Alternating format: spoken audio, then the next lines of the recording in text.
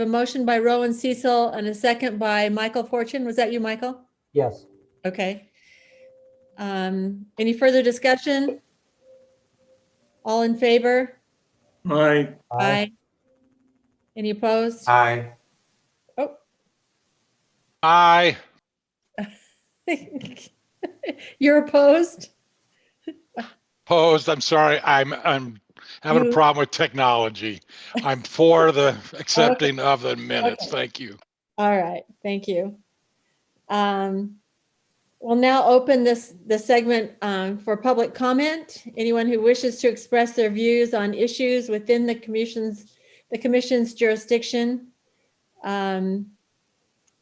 People could email or text comments. We do have several comments tonight, but we'll wait till we get to those issues that we're going to cover. But are there any other comments in the public comments section?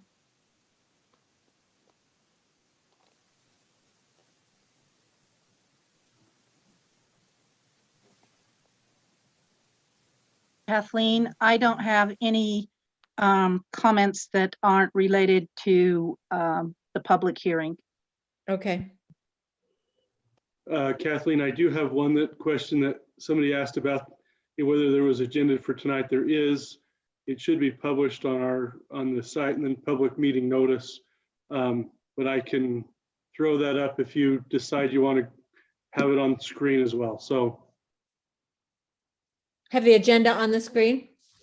that's correct. Yeah, that would be great. Go ahead and do that. Good idea.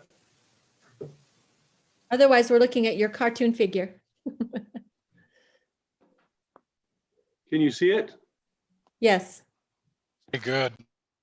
How about now? Can you still see it? Nope. All right, I'll do that again.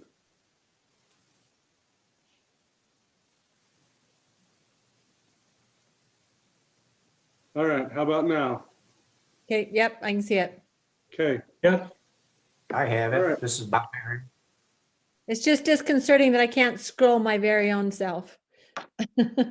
I could share with you and you could share your screen, but No, it's fine. I'm good. I've got a printed agenda in front of me, so okay. to take notes on.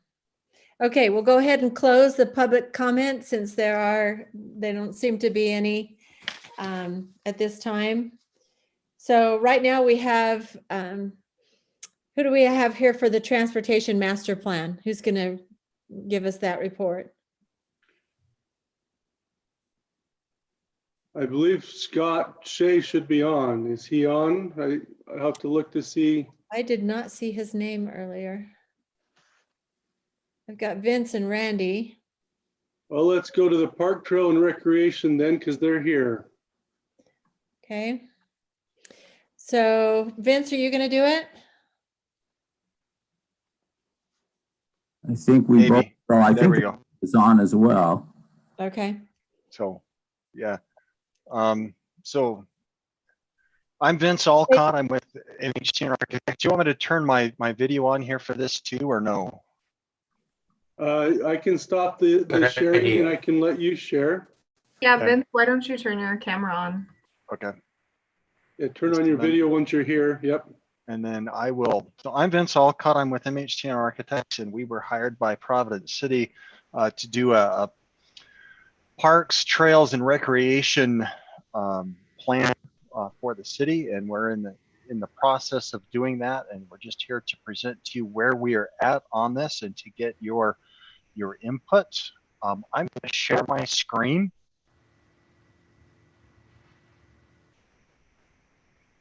And then I have to hit share again. And with me, I have Amanda Dillon from our office, and I also have Randy Boudreau, principal in charge of this. And we're going to start off with Randy, and he's going to present the introduction, and then Amanda is going to cover the community engagements. And then we get to go over some of the park inventory stuff, and then the general park specific recommendations that we have at this point. So Randy, go ahead. You want to start on the introduction there? We're really excited to spend a few minutes with you And Ryan, how much time do we have? I don't want to go too long. I think that's up to Kathleen. I think don't wear out your welcome and don't wear out the attention of the group. Great, okay. So, like I mentioned, we're happy to be here. The city's been very proactive in wanting to plan and put together this first ever park, trails, and recreation master plan. And so as we met with the city, and they're a diverse group there of people, as well as some focus groups, we've gained some information. You want to go down to the next slide there. We developed with the steering committee these objectives: creating the first plan, incorporating all the relevant ideas from the general plan, and we received a draft copy of the transportation plan today, which we want to incorporate elements of all those important city documents together into this plan, conducting a quick inventory of existing park systems, provide recommendations to inform maintenance and improvements, updating the park site plans, examining the trail network and creating strategies to augment the existing trails, evaluating and providing recommendations for new parks and new amenities in maybe existing parks, and conducting inclusive community engagement. And so Amanda will talk about that, but we came up with 5 guiding principles with the steering committee. And this is kind of the vision of what this plan wants to do. Each one of these guiding principles has goals listed underneath it, and we're not going to show all those tonight, but it goes into a good depth of different goals so we can achieve each one of those 5 principles. And as we went through the plan, and as we look at improvements and how to add amenities, we always come back to the guiding principles to make sure we're following that vision that was set right up front with the steering committee. So Amanda, would you like to talk about the community engagement? Yeah, great. Thanks, Randy. Hello, everyone. I'm so happy to be joining you tonight. Thanks for having us. Just one thing to mention too, we're going to be going through everything quite briefly, but a link to this story map and this website that you're looking at can be shared so you can dig into the details more at your convenience and at your leisure. So we went through kind of a 4-pronged public engagement process where we aim to inform the public, consult. So we did a survey. And Vince, if you can actually just scroll down a little bit. Right there, perfect. And so we actually got about 280 responses to a citywide survey, which we were quite happy with. Lots of good feedback. We had open-ended questions. We hope that everyone here in this group was able to take that survey. And you can actually, when you visit this website, click on that blue button there on the left, and you can see, no need to click it right now, Vince, but you can, you all can click in it and see what the survey responses were. And then we also aim to involve, so we did focus interviews with a group of individuals that was selected by the steering committee to understand a little bit better what were the big issues around trails, parks, and recreation that the city faces. And then over the course of the process, we've been collaborating with the steering committee, meeting with them twice a week. We've really enjoyed working with the steering committee members. They've had lots of great ideas, been very active and engaged. And so we're happy to keep going and finalize this plan with a lot of great recommendations for the city of Providence. I won't go through all of the key findings here, just to keep it short, but I will go over 3 general key findings that we took away from all of the community engagement efforts. And so we heard that the city really needs to promote, communicate, and advertise Providence current offerings across its parks, trails, and recreation system. When we put a list of all the parks in Providence for individuals to give us their thoughts on, most people said that they had never heard of several of the parks and really only frequently attended or went to 3 of the parks on that list. So there's probably just really low-hanging fruit there that the city can come up with ideas, which are partially included in the plan for getting people out to all of the parks that it already currently has. The second maybe top key finding was that there was a really strong desire to improve and create more trails in Providence. When we asked individuals to rank various different parks, trails, and recreation offerings, trails was always at the top of that list. And so you'll see in the plan, we have thoughts for how to really make your trail system more robust and in ways that maybe won't even be very costly.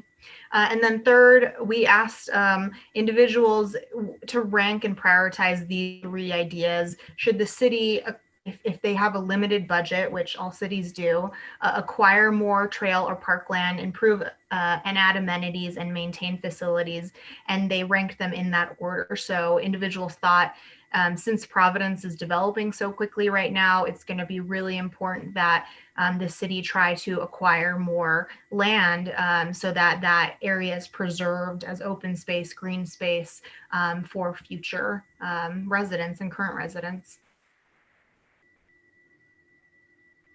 You can just go past all of these and go on to the inventory. We'll go past them all.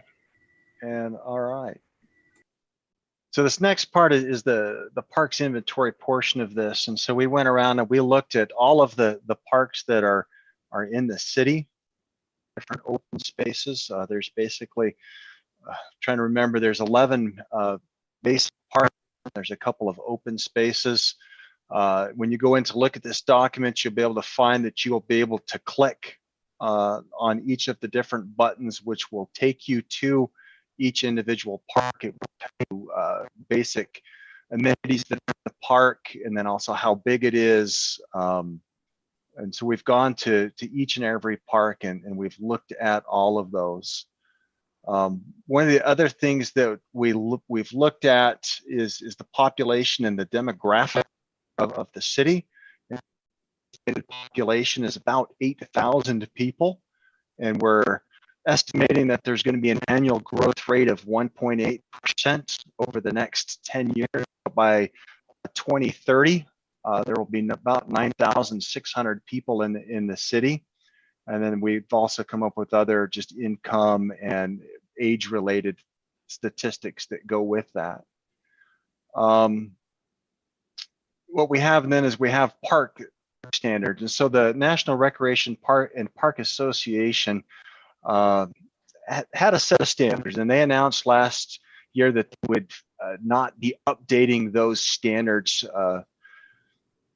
any further because there's varying sizes of parks and each community has its own needs. For example, a large city would need a different amount of parks than a smaller city. But what we've done is we've organized these different parks that are in the city into basically 4 categories. We have a local park, which is typically less than 2 acres, and it serves a population basically within a 1/4 mile radius. And the level of service is about a 1/2 acre per 1,000 people there. Then there's a neighborhood park, which is about anywhere between 2 and 10 acres in size. It serves the population with a radius of about a 1/2 mile, and that comes to about 1.7 acres, 1.75 acres per 1,000 people. Then there's a community park, which is anywhere between 10 and 20 acres in size, and that typically serves a 1 mile radius. And that comes out to about 2 acres per 1,000 people. And then there's a regional park, which is typically 20 plus acres, and it typically would serve a 2 mile radius. That would come out to about 5 to 10 acres per 1,000 people. Regional parks can also include parks that offer a different level of service or more amenities or specific amenities. That could be, for example, Zollinger Park, we would classify as a regional park because of its use as a baseball park. So it has that. And at the moment, we've also classified Von Bear just because of its use as a wedding area as that. So in the city, we have basically 6 parks that would classify as a local park. And again, these are typically smaller. There's typically a playground or a pavilion associated with them. And they're just basically serve that immediate area. And then there's 6 acres of park in Providence that meet this qualification. There are 3 neighborhood-sized parks. So these would be between 2 and 10 acres in size. They're typically going to offer a little bit more, typically maybe a larger playground. They'll not have a sport court, walking paths, that type of thing. And again, there's 3 of them within the city. That's typically, and there's 10 acres of that type of parkland in the city.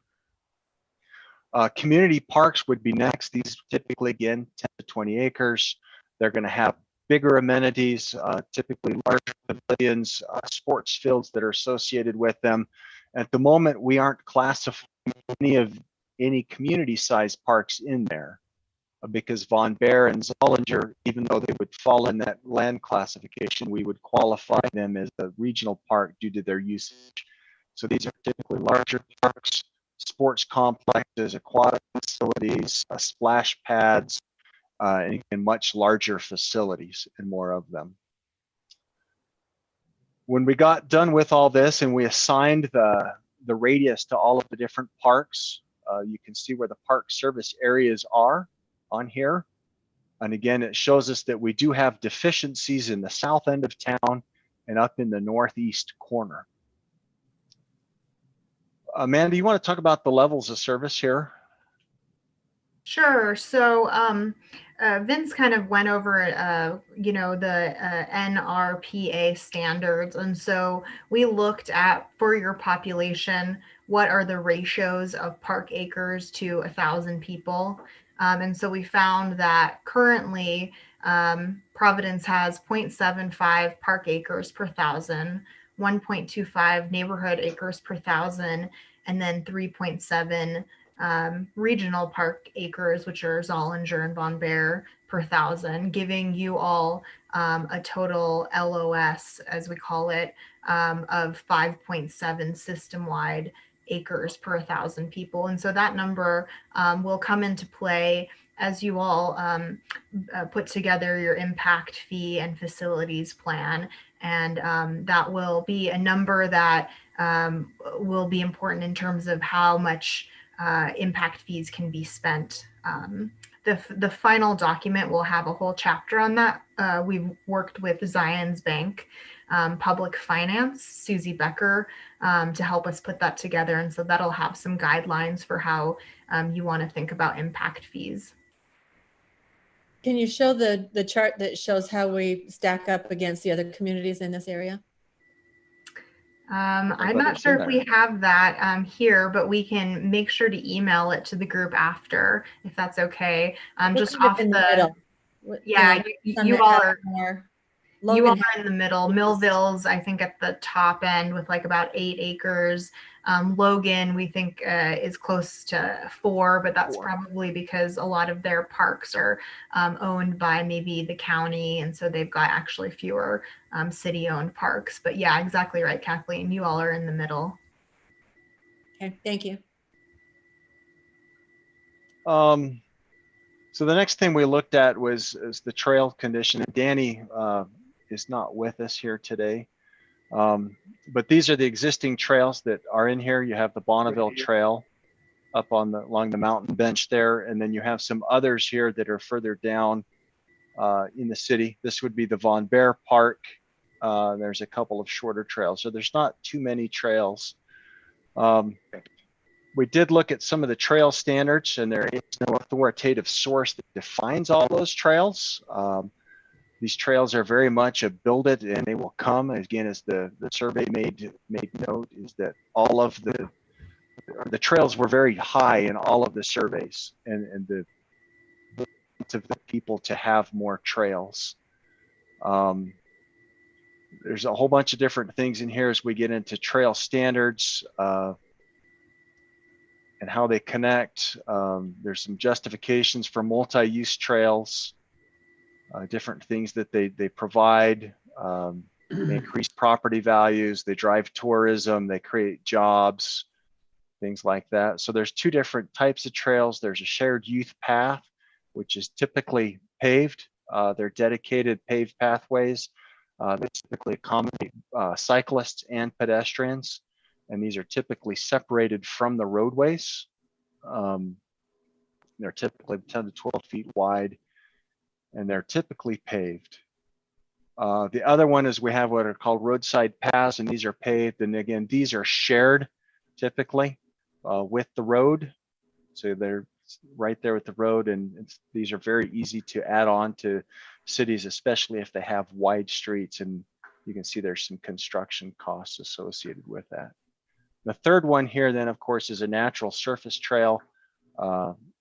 This would be like the Bonneville Shoreline Trail up there. That cuts across there, and then the trails that go up into Providence Canyon. These are typically mountain biking or hiking trails, and these would be natural surface. They wouldn't be paved, and again, they're about $5 to $10 a foot for each trail. All right, we then have gone through and we've gone into some of the park recommendations. We'll first have some general recommendations, and then we have also done some specific park recommendations for each individual park. Amanda, I'm going to let you cover the general recommendations there. Okay, great. And I'll go through these quite quickly again, just to be considerate of time. So the first recommendation is to increase parkland by acquiring additional land in the city. And for each of these, we'll provide a description as to how we arrived at that. And if you can keep scrolling down, then strategies for achieving that recommendation, as well as specific tasks. So you can keep scrolling. Our second recommendation, and these are not prioritized in their current format. The last chapter of the plan will have cost and prioritization strategies. And so just note that these are not in any particular order right here. So the second recommendation would be to make parks and their amenities more accessible. You can keep scrolling. The recommendation number 3 would be to diversify offerings at parks. 4 would be to increase the use of existing Providence parks.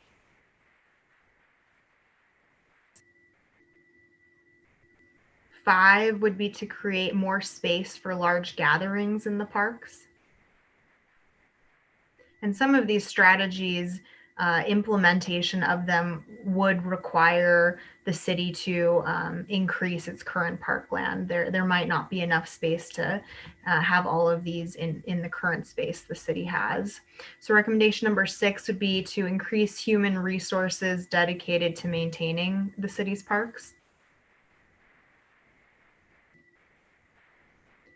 And then number 7, add more elements that provide comfort and places for passive recreation. And then these next 2 are more recreation specific, which is why it starts back at 1 here. So improve communication regarding recreational programs.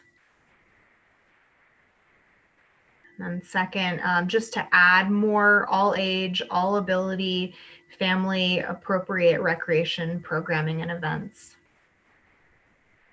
Okay. All right. And Vince, I'm just thinking we can maybe skip the trails, and maybe with Yep. the specific park plans, Yep. maybe you can select maybe 3 to go Okay. through, since we probably So don't have time. we'll yeah, that's a very good idea. So what we have here is then we've gone through and we've got recommendations for each specific park. So I'll pick a couple here to go through, and we'll send these to you. These are not on the story map yet.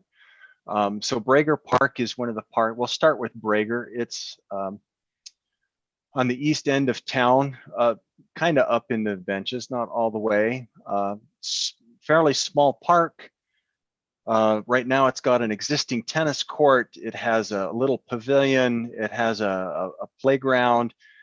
There's an existing volleyball court that's there. There is a city road that actually runs through the park. And what we're proposing on this one then is we would add in a sport court / pickleball court up in the one area, and we would add some trails that go in. And we're recommending that the playground in that particular park be upgraded and updated to new standards. That would be one. Let me find Cattle Corral Park here real quick. This might take a minute. My machine doesn't always like to share very quickly. And so on Cattle Corral was one of the lesser known parks. And again, it used to be an actual cattle corral where they would corral the cattle. It's bordered by a stream. It has an irrigation ditch running along the front. There is a little sport court in it, and there is a small pavilion. It also houses a wellhead for one of the pumps. So we're making recommendations here to add upgrade the sport court, to add a playground, to enlarge the pavilion, to repair some of the fencing across the front, as well as maybe making a little water feature out of the ditch so that the kids would have a place to play in the ditch water as it runs through there. The other one that I do want to find, there are two, and I need to find Jay's Well. That's what they did. They played in the ditch for the water.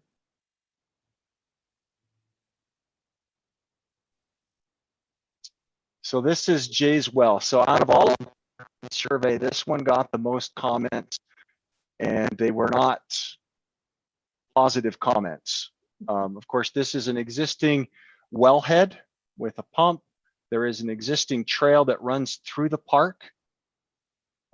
There's an existing little pavilion that sits up here. Vegetation is a native vegetation without irrigation, and it remains brown all but I'll say 2 weeks out of the year. It's not very well known that it is a park. So what we've done as a committee is we've gone through several iterations of this, and we've proposed several things. One idea that came up was to put in an irrigation system and put in ground cover that actually turns green and is maintainable. We've talked about placing for a community orchard in this also.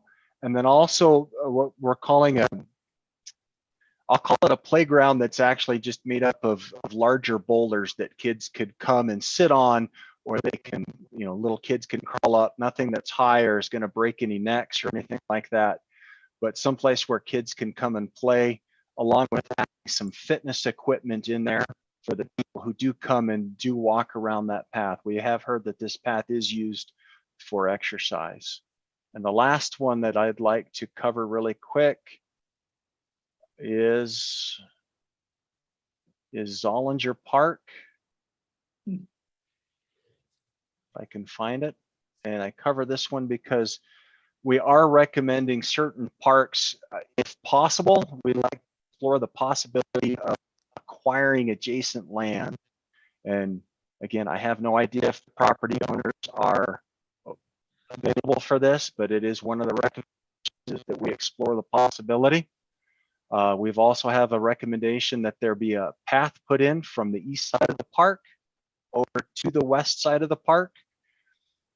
That also ties back into the school that would allow people to traverse the park. And those are the basic recommendations for that park. And with that, I will leave these recommendations alone. That's all we have at the moment. Amanda, do you have anything that you want to add? No, we're just open for questions or comments.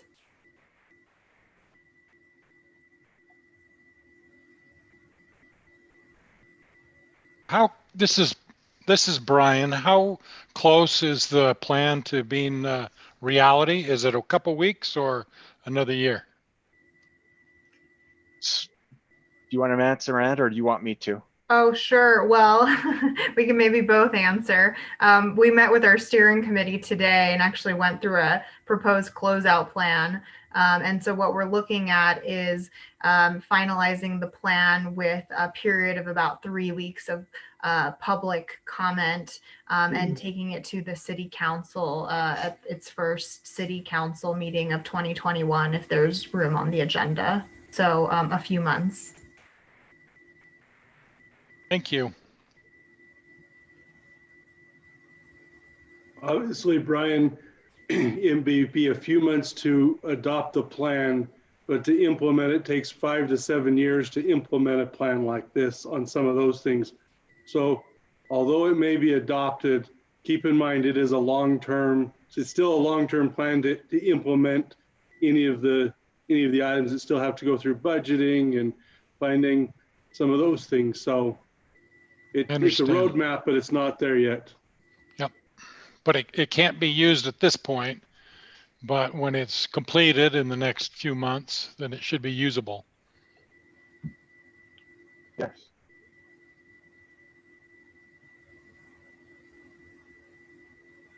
I I did would get just one like to- comment. What's that? Go ahead. I just got a comment. Maybe you saw it in the post on the chat. One says, please do something more innovative with the park space.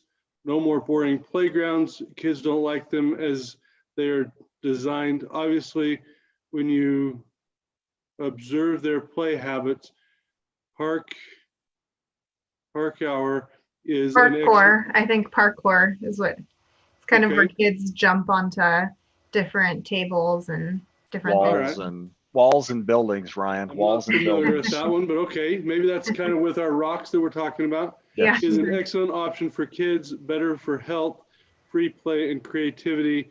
And there are non-profit organizations that will design it for you at a minimal cost. Okay. And I keep- agree with the no more boring playgrounds.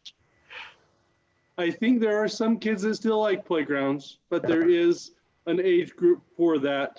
That's Keep correct. in mind, these are suggestions, not planned, these are not park designs. These are recommendations and plans to give ideas, correct?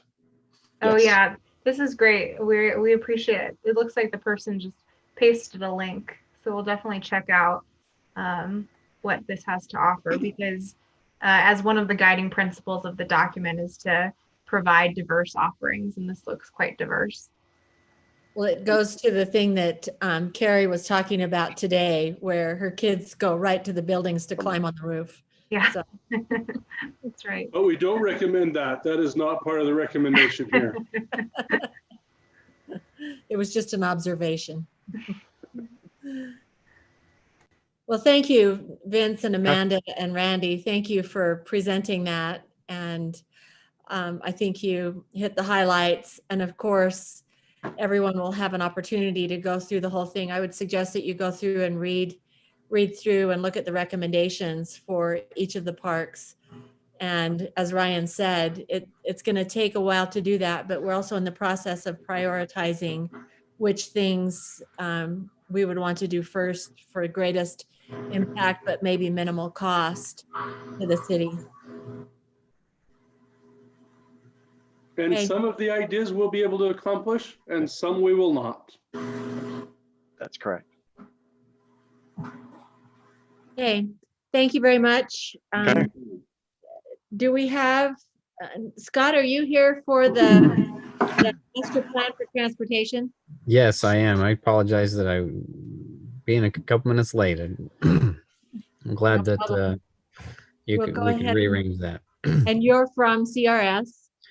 Yes, CRS engineers contracted to do the transportation master plan in connection with the trails master plan. So we have been coordinating as roadways and bike lanes, trails, they interact. You got to get to those trails and use them. So different ways. So glad that we could be so close in planning. I've got some things to show you as well. I'll be sharing my screen. With you. Is it okay? Everybody ready? Or you can stop Yes, me if you please have go any ahead. questions. So we are currently putting the master plan into the story map, similar to that MHTN had. Can you make it a little bigger? Hard to yeah. read. So right now it's just in the document. Is that full screen for you? Better. We're going to start off with some of the goals that were set forth with the goal with the master plan. We wanted to maintain and improve the mobility within Providence City for all users. So not just focusing on, we wanted to be focusing on moving people and not focusing on vehicles. So active transportation was a big part of it. In our public outreach, got comments on where bike trails or bike lanes would want to be. As well as additional traffic problems that they would see. Wanted to identify facility improvement needs. The second goal that can be prioritized and scheduled with the capital improvement plan, the CIP, through city funds and identify other funding sources. Third was provide a reference and plan for the Providence citizens so they could see what what the city was trying to accomplish. Fourth, minimize negative impacts of roadway widening or other construction so you can plan ahead. We wouldn't be letting new developments come in and then need to come and take people's front yards or backyards in order to accommodate the growth that was occurring. With that, the fifth goal is to preserve needed right-of-way for those widenings, whether it's for a roadway or for a trail project. And sixth is to coordinate future transportation projects with the city's general plan and the trails master plan, as I mentioned. So as we worked through that, I'm going to stick with this actually. You'll be welcome to go through this on your own. I just don't. We looked into the current zoning. We did go through a public involvement period. It was open for 8 weeks between August and October. Was broadcast out in similar manner through social media outlets and email communication. Looks like we dropped our table one. Scott, how many people participated in that? I'll have to check. The last time it was only about middle of the way through when I looked. I think that they were at about 70 comments. I do have a picture here. So this, in that public period, it allowed them, just provided a map of the city and said, where are you, what kind of concerns are you seeing? It was just an open, began with an open question to say, what are you seeing? And also provided the prompts of what kind of concern is this, whether it be a safety concern, a congestion, vehicle speeds, maintenance, left it open to others, then also just an unlisted. So you can see they did, each dot there is a different comment. So right here on Canyon Road, as it was going around the corner, had a lot of safety concerns about active transportation users, bikers, and pedestrians around that corner. So a lot of the comments there. Also on Spring Creek Parkway had a lot of safety concerns. So this allowed us to take all those comments.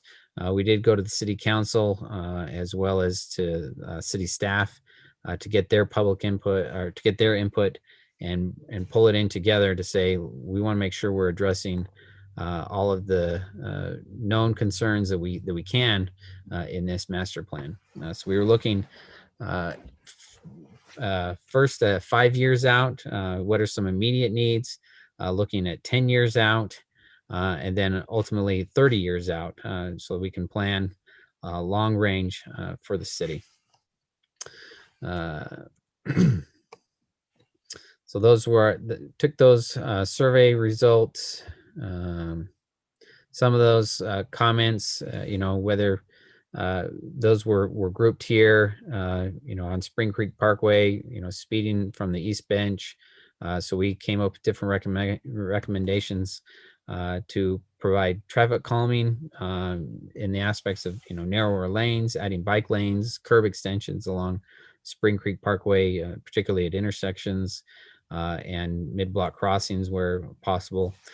We also then assigned a priority level depending upon whether it could be done immediate, whether it was had several comments made towards it, and whether it was more of an immediate safety concern as well. A lot of people. A great thing about transportation engineering and transportation planning is a lot of people everybody's driving. As was mentioned, some people would only go to one or two parks, but it seems everybody drives all over the city. So they have lots of comments when it comes to transportation. You can go through, this document just to see, there's just kind of an overview of what all those are. Have a better map. This one was just this is that map that I just showed you that had all the comments, but we were upgraded it to include what type of comments and locations. Part of that we asked and said, where would you like to see bike lanes? We want to make sure that we are taking care of the cars, but we weren't focusing on the cars. We wanted to be saying what kind of active transportation can we be adding to the city. So we allowed the public input to just use their mouse and draw along the lines. Some people were very good. Others, following the roadways. Others just kind of put a choppy line. That's why this is kind of a crayon looking, but this overlaps all of those comments of where people wanted to see bike lanes, and it allows it to, if only one person did it, then you see a lighter line. But if we see a lot of comments, that really helps to see this is where a lot of people are commenting. You can see right there on 100 North, a lot of people wanted to see a bike lane. 100 West, 3rd East, definitely on Spring Creek Parkway and Gateway Drive. So all of these were incorporated and said, this is where people want to be traveling as active transportation users. Canyon Road also, especially getting up into the canyon and coming back down, which is great because these are a lot of the major roadways in Providence.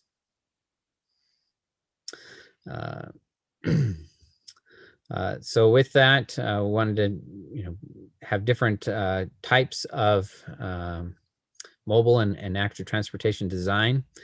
So within the master plan for traffic calming, we give different recommendations, whether we have lane narrowing, striping the bicycle lanes, those curb extensions and bulb outs, pinch points at mid-block crossings helps to slow traffic. Chicanes, that's an actual shift in the roadway.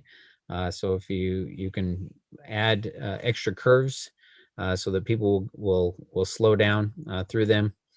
If we build long, straight, big, wide roadways, people are able to go really fast. That's why freeways are great for mobility, but they're not great for safety as far as pedestrians and bicyclists goes. And so in order to slow people down, we'll actually design so that a vehicle would only feel comfortable going so fast on that roadway. So instead of artificially setting the speed limit at 25 miles an hour, if they feel comfortable going 40 because it's that big, then they will go 40. So these are just different traffic calming options to slow them and have people naturally feel that's the tendency they want to go on these roadways. For bigger roadways, can do lane narrowing, bicycle lanes. Could add some gateway treatments, whether you add a lot of landscaping to it, and have different kind of curb extensions, pinch points again, but then also adding raised medians can really help slow vehicles down. Provide a different options and examples for those. Here's some narrow lanes. You can see in the distance, it opens up at an intersection. But here, this would be just big enough that if two cars were passing, they wouldn't feel comfortable passing at 30, 35 miles an hour. They would feel comfortable more at 20. Here's an example of a curb extension where it takes away the shoulder, sometimes the bike lane as well, and brings the pedestrian more into the view of a vehicle. And it also reduces the crossing distance that someone would need when they are crossing the street, because they no longer have to cross the shoulder. They're already 8 feet into the intersection as part of that curb extension. One option is to do raised crosswalks. Also acts as a speed bump. It's not a speed bump, it's more of a tabletop so that a vehicle could come up and go back down. Snow plows do have to take these with a little bit more care, and so that these are used with caution, but are an option.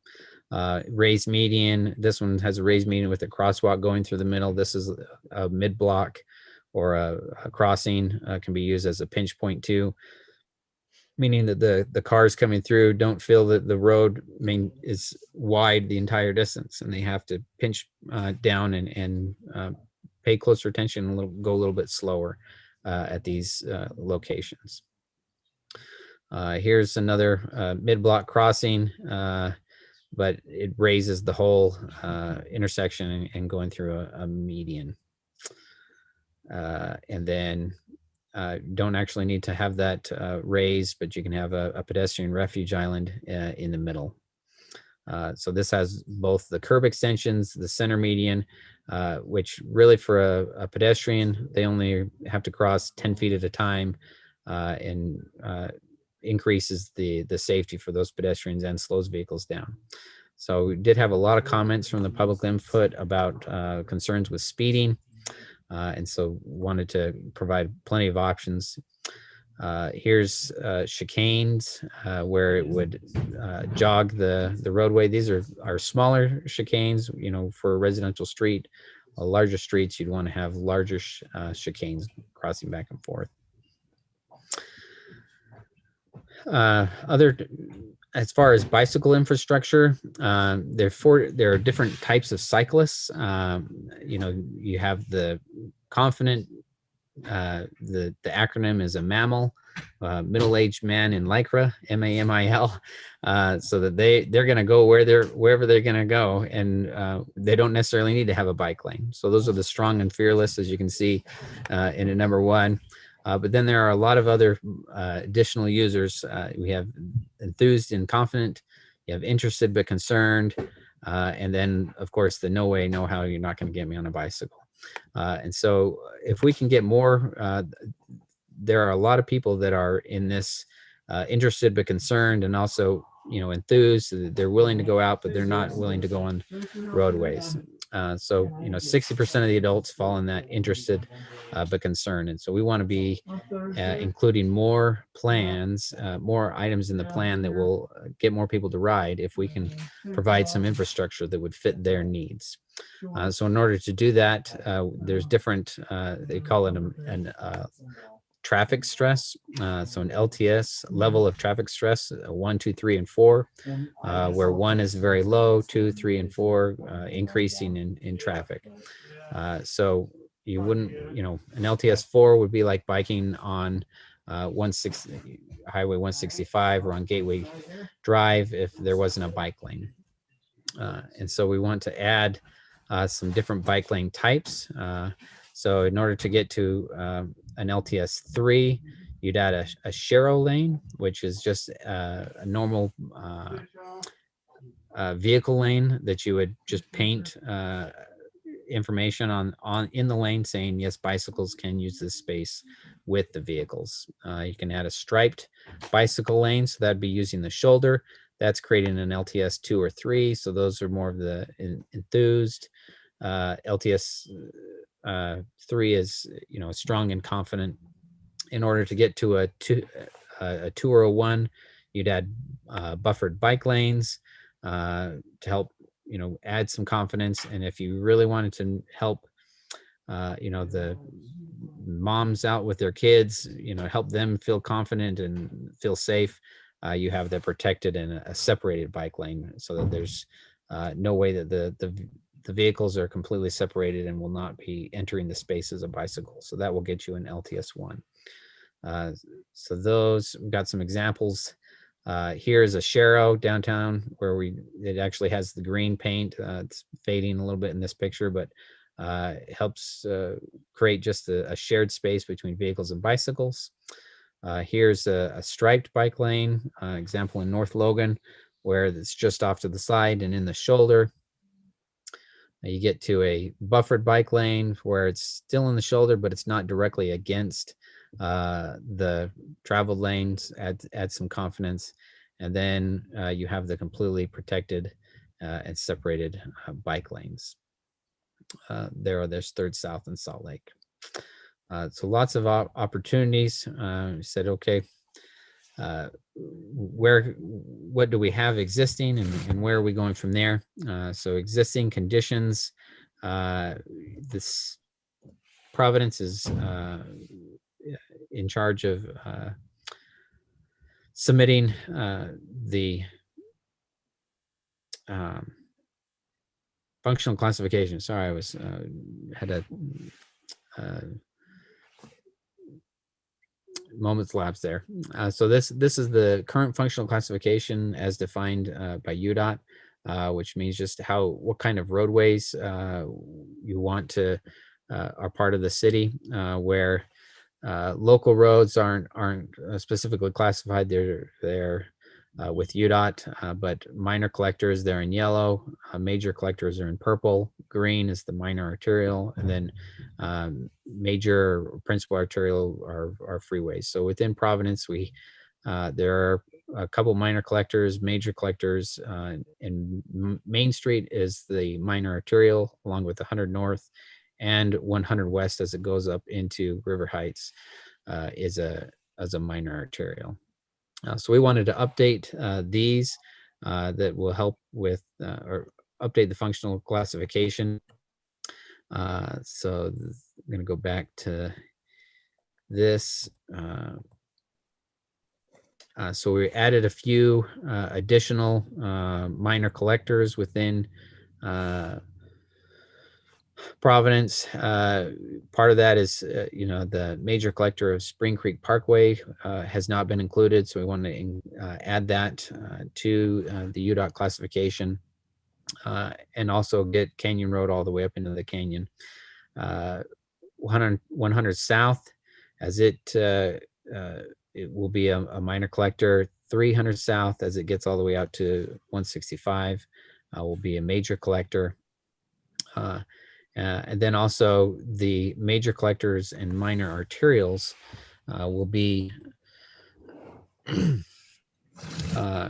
classified such that will limit the type of access that they driveway access, so that new developments and new homes would be limited to a minor collector or a local road. So if they wanted to front a major collector, they would need to build a local road off of one of these. So the purple and the green would have limited access on those roadways. Have another map, I think, that just has those. So these would be the limited access roadways. From there, let's back to the master plan. So we did take into consideration the CMPO, what plans they had with Gateway Drive and 100 North,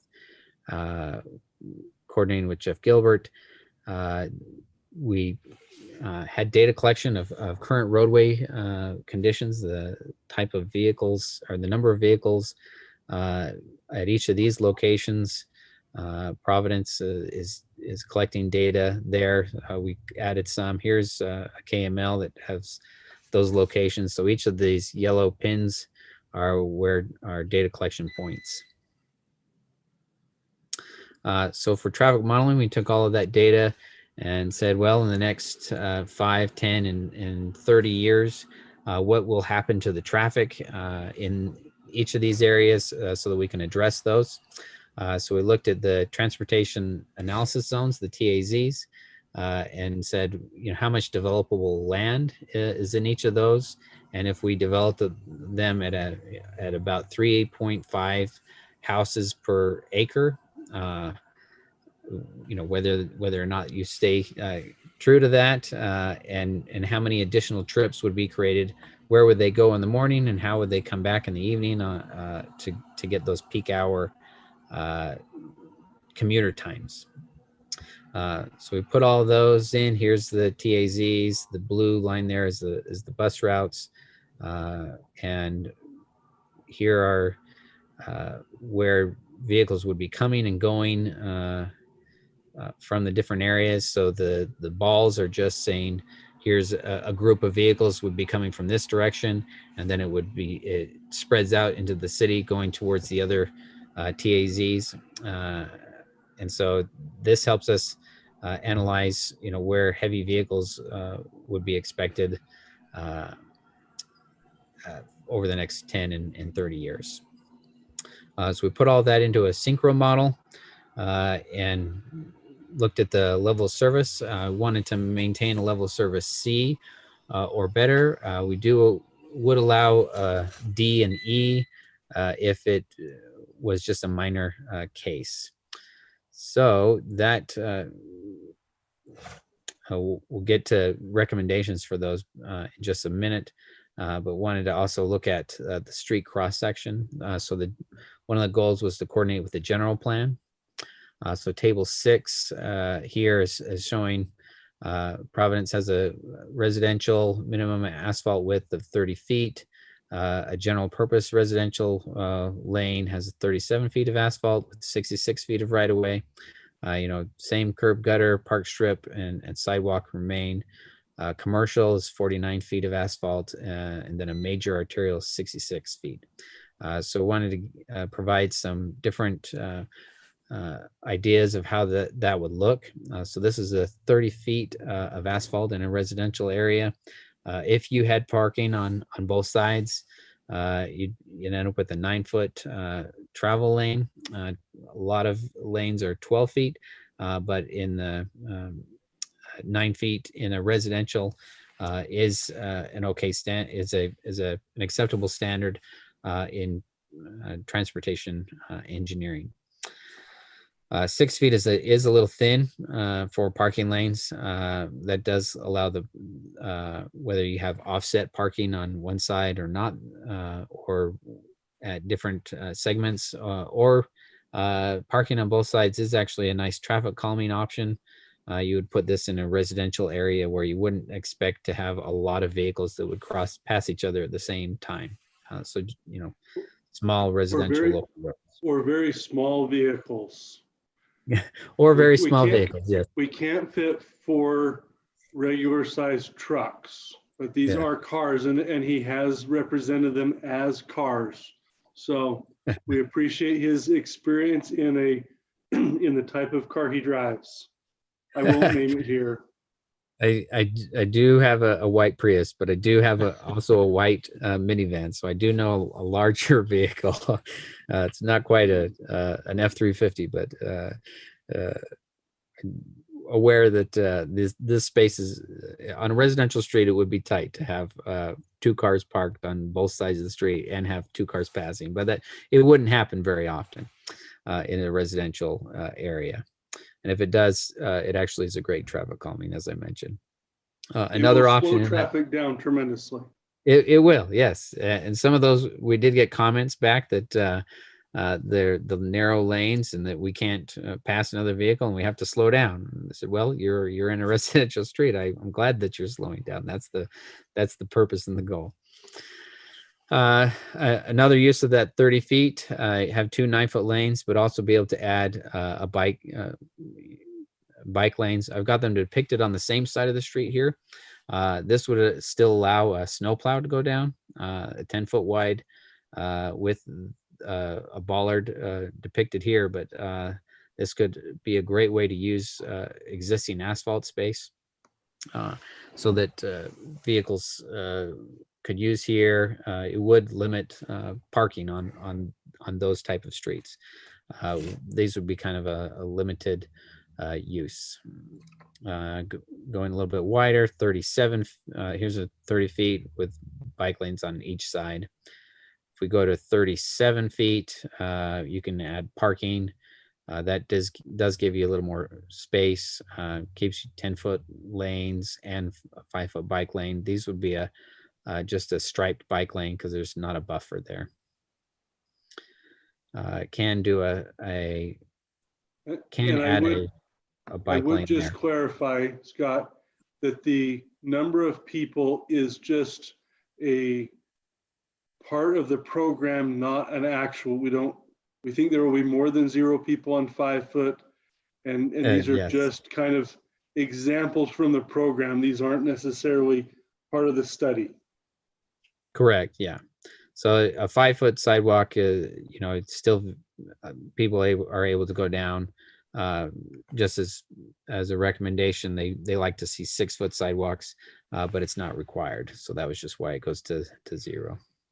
So example of 37-foot cross section with bikes, a 2-way cycle track, bikes on both sides. Then getting to a 3-lane cross section where you'd have a center turn lane, bike lanes. This one has a sharrow and then parking. So this would be a 49 feet of asphalt. You could do this on Gateway Drive and Spring Creek Parkway would be good examples of this application. And then going the widest there with 49 feet. Has them on the same. Sorry, this one is the 66 feet, the widest, where you'd have a 5-lane cross section, possibly adding the bike lanes. But this in 66 feet of asphalt, you can get 5 lanes and bike lane, which is the recommended minimum width for the minor arterial. But the total right of way on that is 100 feet. Is that right? I haven't counted that. Yes, I think it's 99. Okay. Have it in that table up here. Oh, It's all right. It's all right. yeah. Don't want to get. Yeah. I just don't want people to get when we talk about a 66-foot road, we're generally talking about 66 foot of right of way and 30 to 37 foot of asphalt. When we talk about a 66 paved, the right of way is actually 99 to 100 feet wide, much wider in order to fit actually 66 feet of asphalt in it. It's just, exactly. We don't want to mix up those two numbers, although they are 66, they are not anywhere close to the same. Yes. So yeah, we have 90 on the major roadway, 99 feet. So 66 feet of pavement, and then you're adding, 2.5, 7, and 5 on each side of the roadway.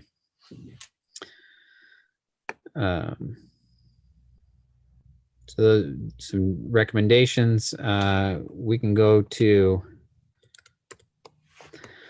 so taking all of what future traffic demand would be in the area, adding all of the desire lines for bicycles and active transportation, came up with a capital improvement project list looking out to 2025, 2030, and 2050.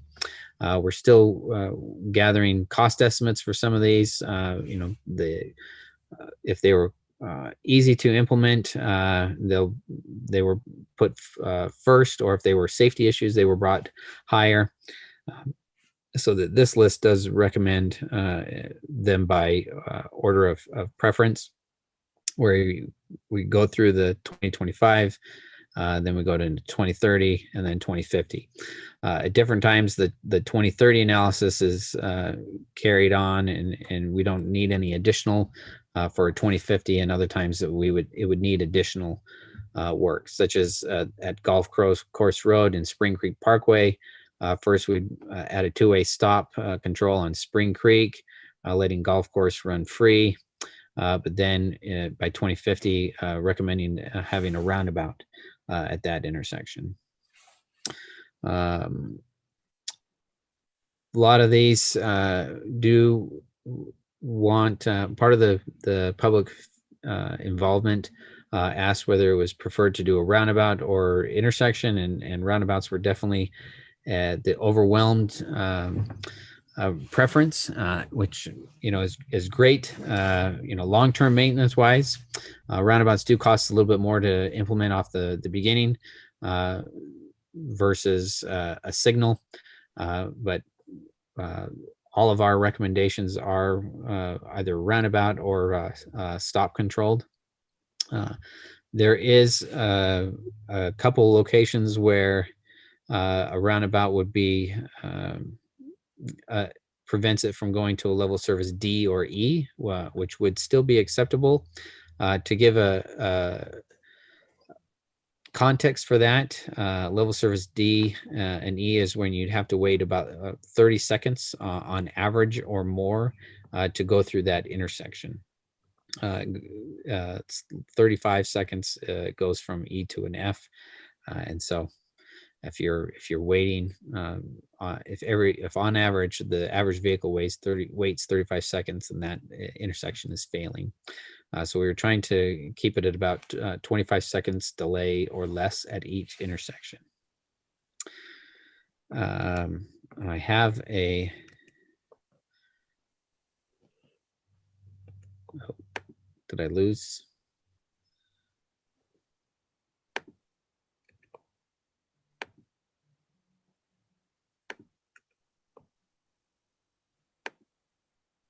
While you're finding that, what you're looking for, just keep in mind for Planning Commission and those that are on the call here, these are our initial recommendations.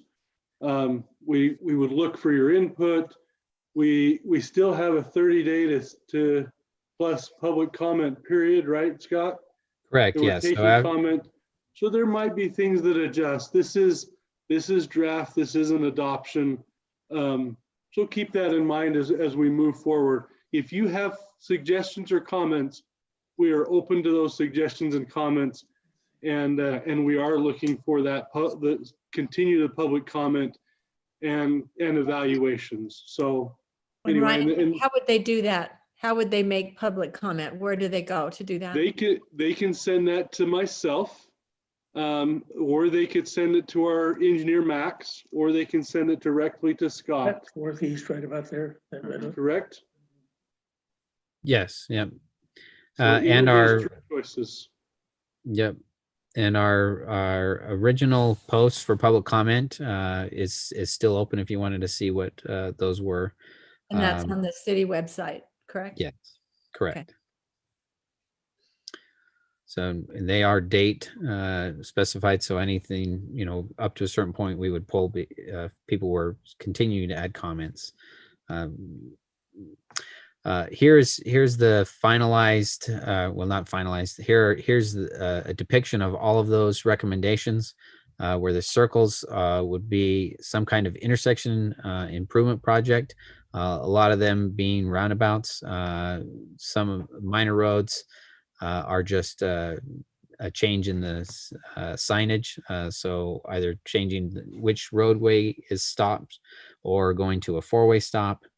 And then just the red lines are where not necessarily to the roadway isn't widening there. It's just that some kind of recommendation is on there. So on Gateway Drive, it's just to make sure that we have a bike lane fully striped and that it goes all the way from the north border to the south border with that continuous cross section. So with that, open to any comments or questions now that we've gone through. I know I was throwing a lot of information really fast at you.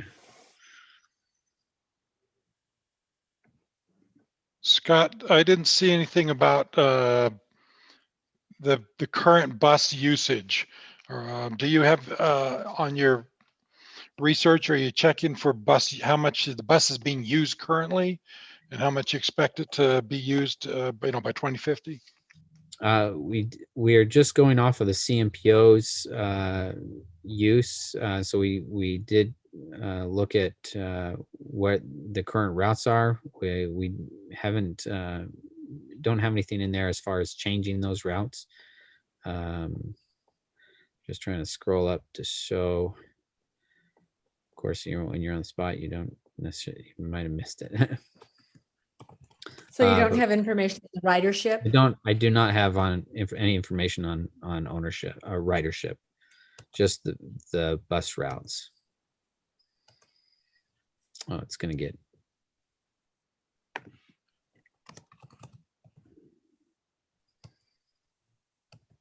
There we are.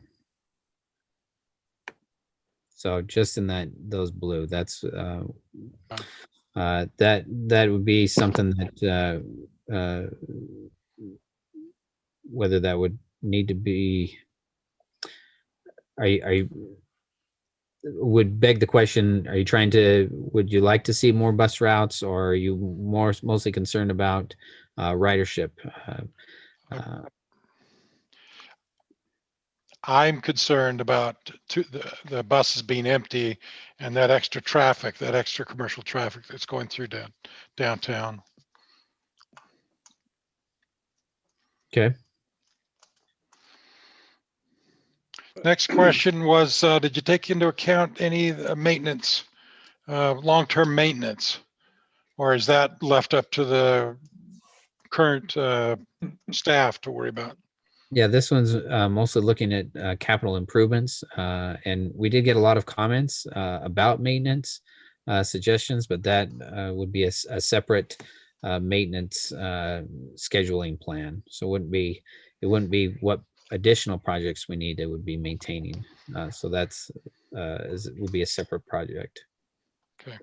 But maintenance wouldn't be included in master plan. I think that's what we'd boil that down to. Maintenance is done through our 5-year LTAP and evaluation of our programs, but new and major items would be found in a master plan. Okay, my concern is that the current roads in Providence are known to be bad compared to anything else. Just poor roads. And I happen to live on one of them on First South. Just an absolute mess. And here we are talking about, long-term and all that. I'd like to see long-term, that the roads are maintained better, and maybe take some of this future funding that's required and put it into the current infrastructure, where they've replaced roads. They're doing great. It doesn't rattle you to death trying to go up to the neighbor's house or whatever. How about bicycle access? Did you take into account that a good part of the city is on the hill? It's on a hill, and that the people on the hill probably won't want or don't need or won't use bicycle paths? I mean, once you go down the hill unless you're between a male, female between 25 and 55, that's what we're limited to, I think, when we talk about bicycle lanes, and especially up on the hills. There's nobody wants Right. outside of that range. Nobody wants to use those hills. So anyway. And with the master plan, we're coordinating to add additional bike lanes in connection with the existing roadways. So anything beyond that, as far as trails, would be with the trails master plan. So that what was included in there was just based upon desire lines and what people are providing as a feedback of where they would want those bike lanes to be included. So as far as topography, was realizing that yes, Providence is not flat, but doing our best to include, and that would be where if a bike was headed uphill, you'd want to include a bike lane for that. where a bike's going downhill, that's we would be more favorable to a Sharrow, so that it could actually keep up with vehicles. You know, Brian, Vince might weigh in on that because he's doing the, his firm is doing the trails plan. So we'll cover them, and I think Vince might still be on the call if he wants to weigh in on maybe some of that. Maybe that's a good spot for him to weigh in, if you mind. So no, I am still on the call. I know that we've looked at different paths from a recreation standpoint, and there seems to be a lot of desire, especially to get up into Providence Canyon. The other thing that I think we may need to look at is the use of e-bikes that's coming online here too, if I've been following the conversation correctly. But I know that Danny with CSG has also been looking at, again, the trails trails and the use of the roadways as a shared roadway from a recreation standpoint. Maybe an overlay on the map to look at the transportation and what Parks and Rec is doing. Let me see if I've got, I don't know that I have his plan up here right now.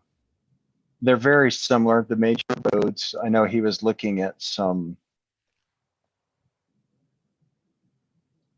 We have been trying to coordinate efforts there, Kathleen, but the trails would show in that trail plan. This one, the transportation would show options and where things are. So they would have a little different usage. I don't know whether Scott can implement that in his to show and link to that. Eventually, because these are both true story maps, the maps could be overlaid by the city in the future, because we will have access to the maps.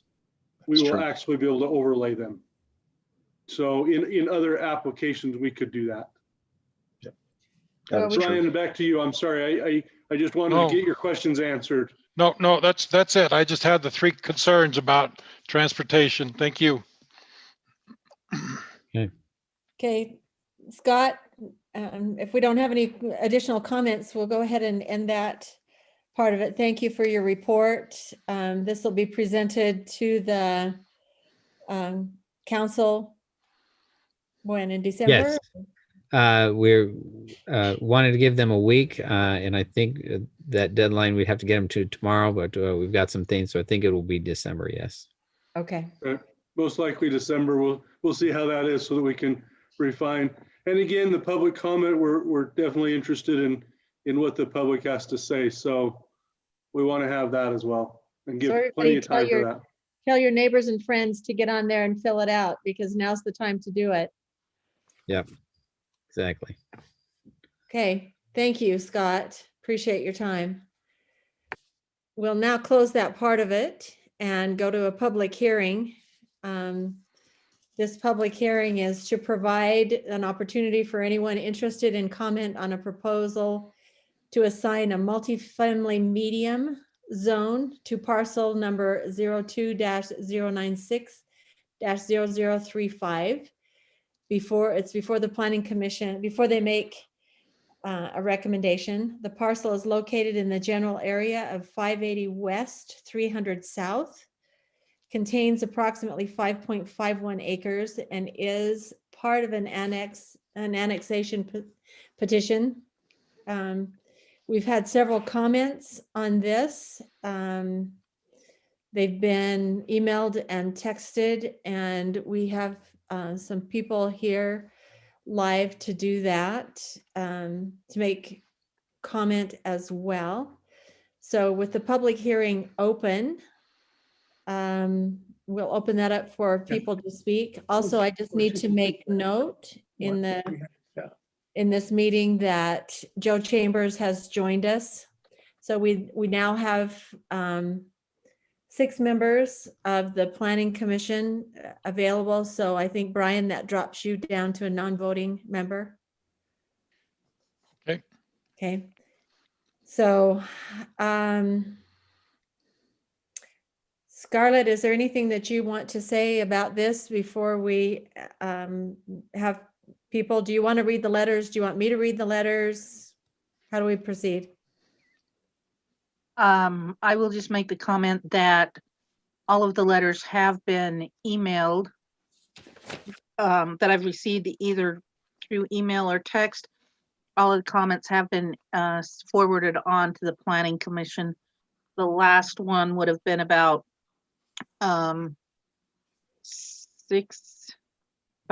o'clock this evening. I forwarded it one on. I think Who was that from? Leslie Jones. Okay. I can, Why don't you go ahead and read it? I am. her first concern was that the posting information, she would have liked to have had a bigger sign on the posting. It was very small. It's on the ground in an area that most cars are passing by quickly as they exit the highway. Then she went on the land usage as concerned. I would hope that the city would realize that high density doesn't belong everywhere. There's already, excuse me, there has already been a huge addition to housing just east of Macy's, which is roughly 2 blocks away. The land south of 300 South should remain similar to the neighboring community. More high density housing affects our schools and the transients of neighborhoods. With the land near the highway, I would hope to see positive additions like restaurants that could benefit the high school and surrounding area. Developers shouldn't be allowed to try and squeeze in as many units as they can into one space just to increase their gain. Most of us live in Cache Valley for the small town feeling, and adding apartments and townhomes that will be brought up and rented out is not helping the rest of us keep that country feel intact. Please consider why the current Providence resident chose to live here. Help us keep our small town feel. That was from Leslie Jones.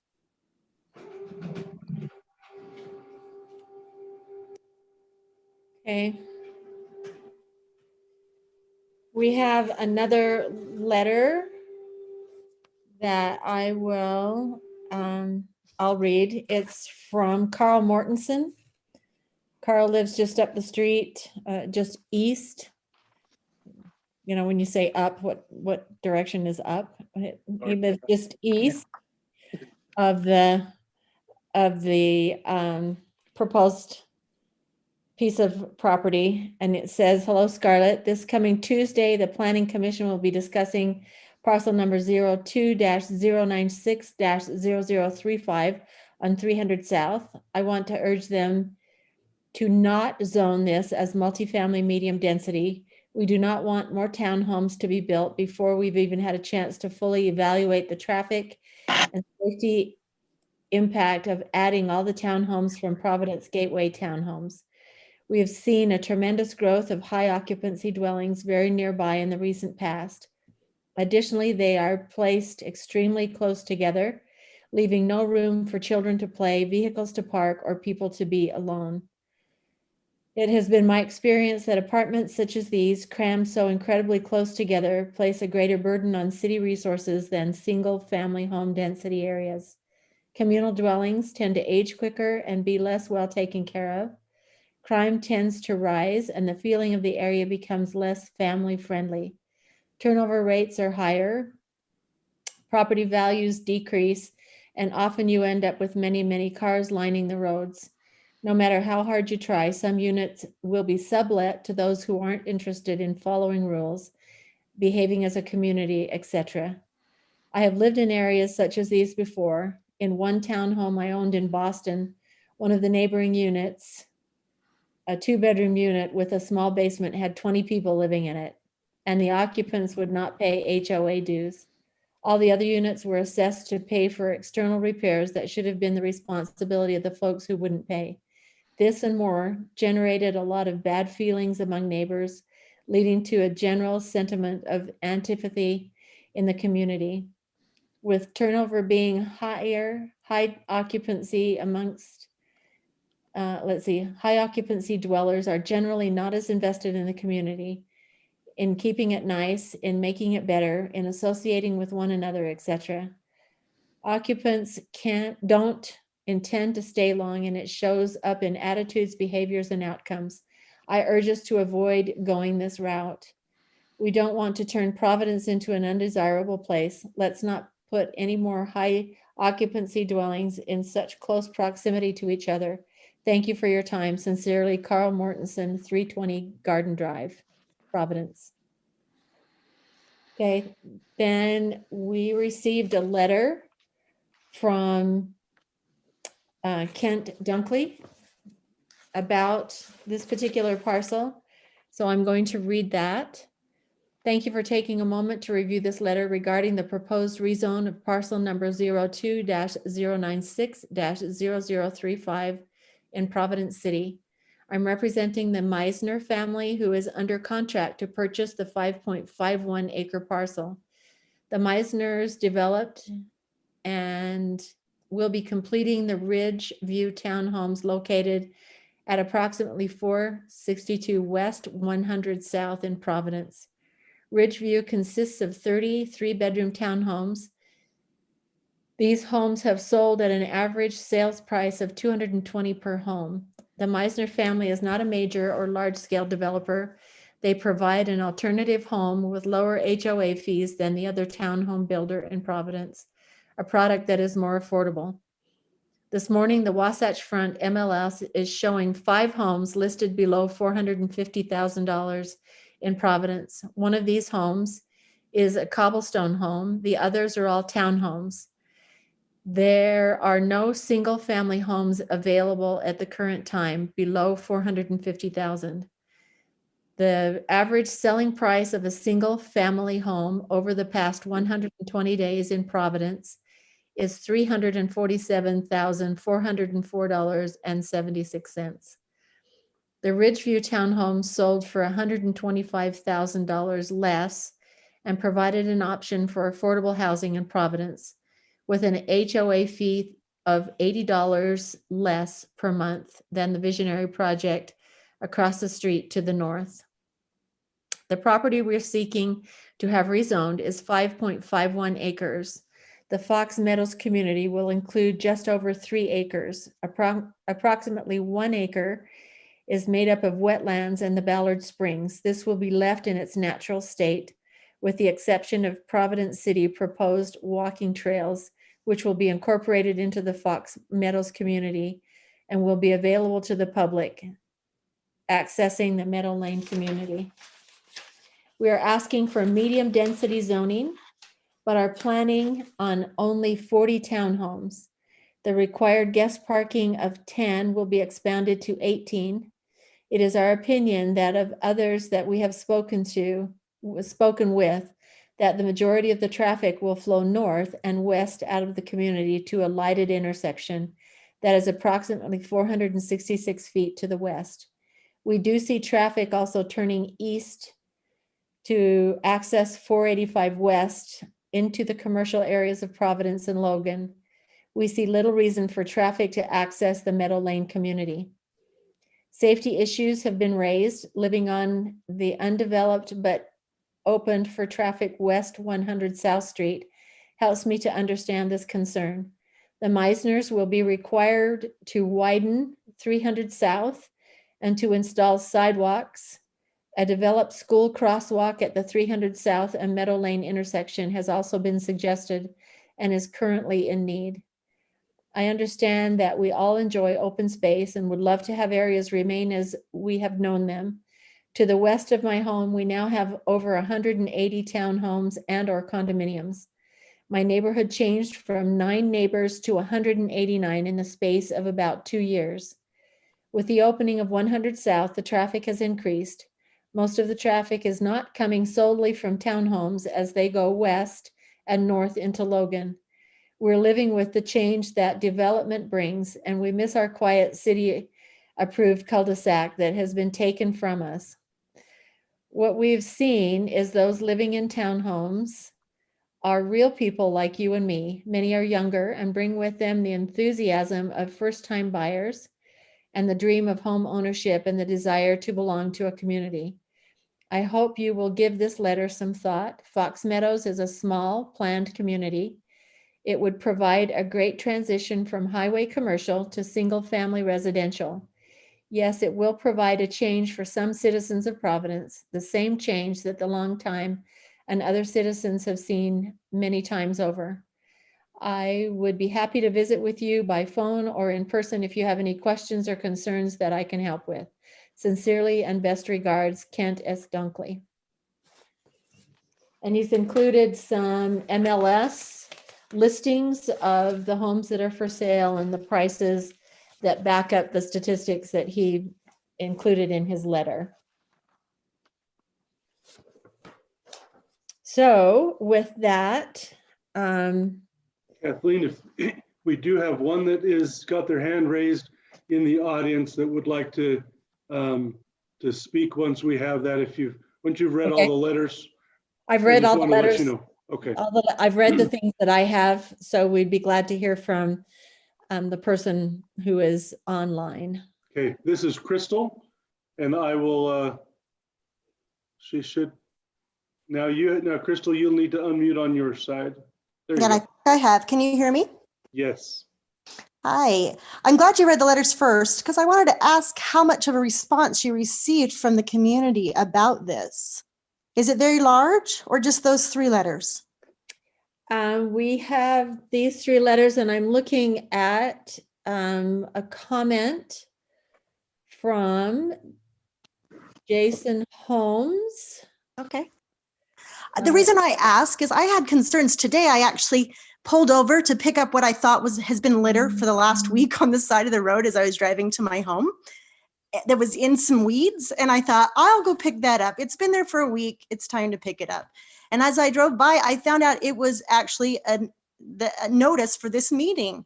And I was concerned about your placement of it and wondering whether or not you were able to get a significant feedback from the community because of the placement. It was not high, it was down in the ground and covered in weeds. It wasn't easy to see. And in fact, I had to pull over to the side to take a photo of it quickly and then look at the photo later. So I just wanted to talk about first my concerns with the placement of your notice for the meeting and just reference that first. And the size of it, I was concerned about that. And then it would tell me to go to Providence City. And when I went to the Providence City website, I found this meeting, but it didn't explain exactly what was going on. So as a community member, I had to do some, research on my own, which I have. And so just my thoughts here today, I agree with Mr. Dunkley's comments about the idea of townhouses. I think having kids of my own who want to come back and live here, that affordability wise, townhomes make sense. But I wonder if Providence isn't kind of shooting themselves in the foot just a little bit in considering this change in zoning. This is a commercial zone currently, from what I understand. And knowing that we don't have a significant amount of commercial zoned land in Providence. And from what I understand as well is that's where we get a good portion of our tax base is from, and it has to be the right type of businesses brought in commercially that allow us to help with our schools, with our parks, with our roads, with our water system. And I wonder if changing it to a multifamily, which I don't have a problem with the concept of multifamily dwellings, if changing it would actually cause us to lose the potential to have a larger tax base by taking out 5+ acres of highly prime, I guess I would prime commercial land. And so I wanted to point my concerns about that and also my concerns about getting maybe a better advertising system to allow those neighbors and the people around there to maybe speak up and use their voices a little bit better by letting them know of what you're considering doing going forward. Maybe postponing this and maybe trying to, I loved your system with your parks, by the way. I went to the parks, there was a big sign, had a really cool thing I could put my phone on and I could get directly to that survey. I filled out that survey. My kids filled out that survey. They thought it was great, a great way for us to give our input in. Well visible, easy to see. I just feel like this has been kind of, I don't want to say use shady, that's not the word I mean, but it just felt a little bit difficult for me to feel like it was advertised appropriately to allow that area to really have their voice heard. So that's my thoughts today. Thank you. Kathleen, this is Rowan. Yes. The annexation was advertised in the newspaper. Yes, it was. I would ask do we send it out on the, you can register for messages. Do we send it out on that, Scarlett? The pipeline is what it's called. The pipeline, yes. We didn't send this one. We don't generally send the public hearings out on that. We send It also newsletters. It wasn't in your newsletter. I looked specifically in November's and October's, and I looked at your posting of news on the website that state that where we were sent to by the sign, and it said there was this meeting tonight, but nothing referencing this annexation. I had to actually go into your menu to public hearings and then 2020 and scroll down for a considerable period of time before I could find it. And that's with me understanding how the internet works. I'm thinking a lot of residents may not have been able to find it. It was fairly buried within your website. This is Joe Chambers. I've got a question. I just want to clarify. This is an annexation and there is no current zoning on this property. That's the purpose of this, is to propose a zoning. Do I misunderstand that? That's correct, Joe. Correct. The way our city code reads, if the petitioner on an annexation petition is asking for the zoning that is shown in the general plan in the future annexation and zoning changes, then we feel like the Planning Commission and the public has already had their chance to talk about everything as part of the general plan process. That's kind of the way the state code interprets all that as part of the annexation policy and general plan process. However, when someone asks for a zone different than what the general plan has, then we bring it to the Planning Commission prior to the council actually acting on the annexation, so that the Planning Commission can do just what they're doing and having a public hearing and getting input from the community. And then you would make a recommendation. If the annexation goes forward, then the council can take that recommendation along with the petition and assign a zone at the time of annexation. Okay, and the reason I mentioned that is, as I read the zone assignment analysis, when these landowners are asking that the property be annexed into the city, the zone analysis basically is showing us what the recommendation, and I'm looking at page 2, and you have all these nice pretty colors on there. I had to figure out what orchid meant because it looks like pink to me, but Sorry. finally figured it out. So as I'm looking at the map, what you're saying is this property would fall in the general plan as basically a commercial highway district, but it is not zoned currently as commercial highway district because it's not part of the city. That's correct, yes. Okay, thank you. I just wanted to understand that and make sure And I'd like to reiterate again the fact that if indeed this is why you're having this hearing today, is to have public input, to have the public's truly ask for the public's input, that you do so in a way that you really are getting the public's input, not having by asking, by putting up a sign that's more apparent so that we can have those residents actually. And I wanted to just point out specifically by the amount of response you had, my concerns about the lack of maybe transparency or advertising in this regard, and just make you aware of that and my concerns there. So Kathleen, we do have 2 other letters. I don't think we read the one from Jason Holmes. I Did do you not read have that one. I What's didn't that? get that one. I did not get that one. And one from Tyler Smith. Did you get that one? No, those probably went to, it says to Scarlett. I got it. Okay. I Get got it? the Tyler I don't know whether, Smith. Scarlett, I don't know whether you want to read those or you want me to.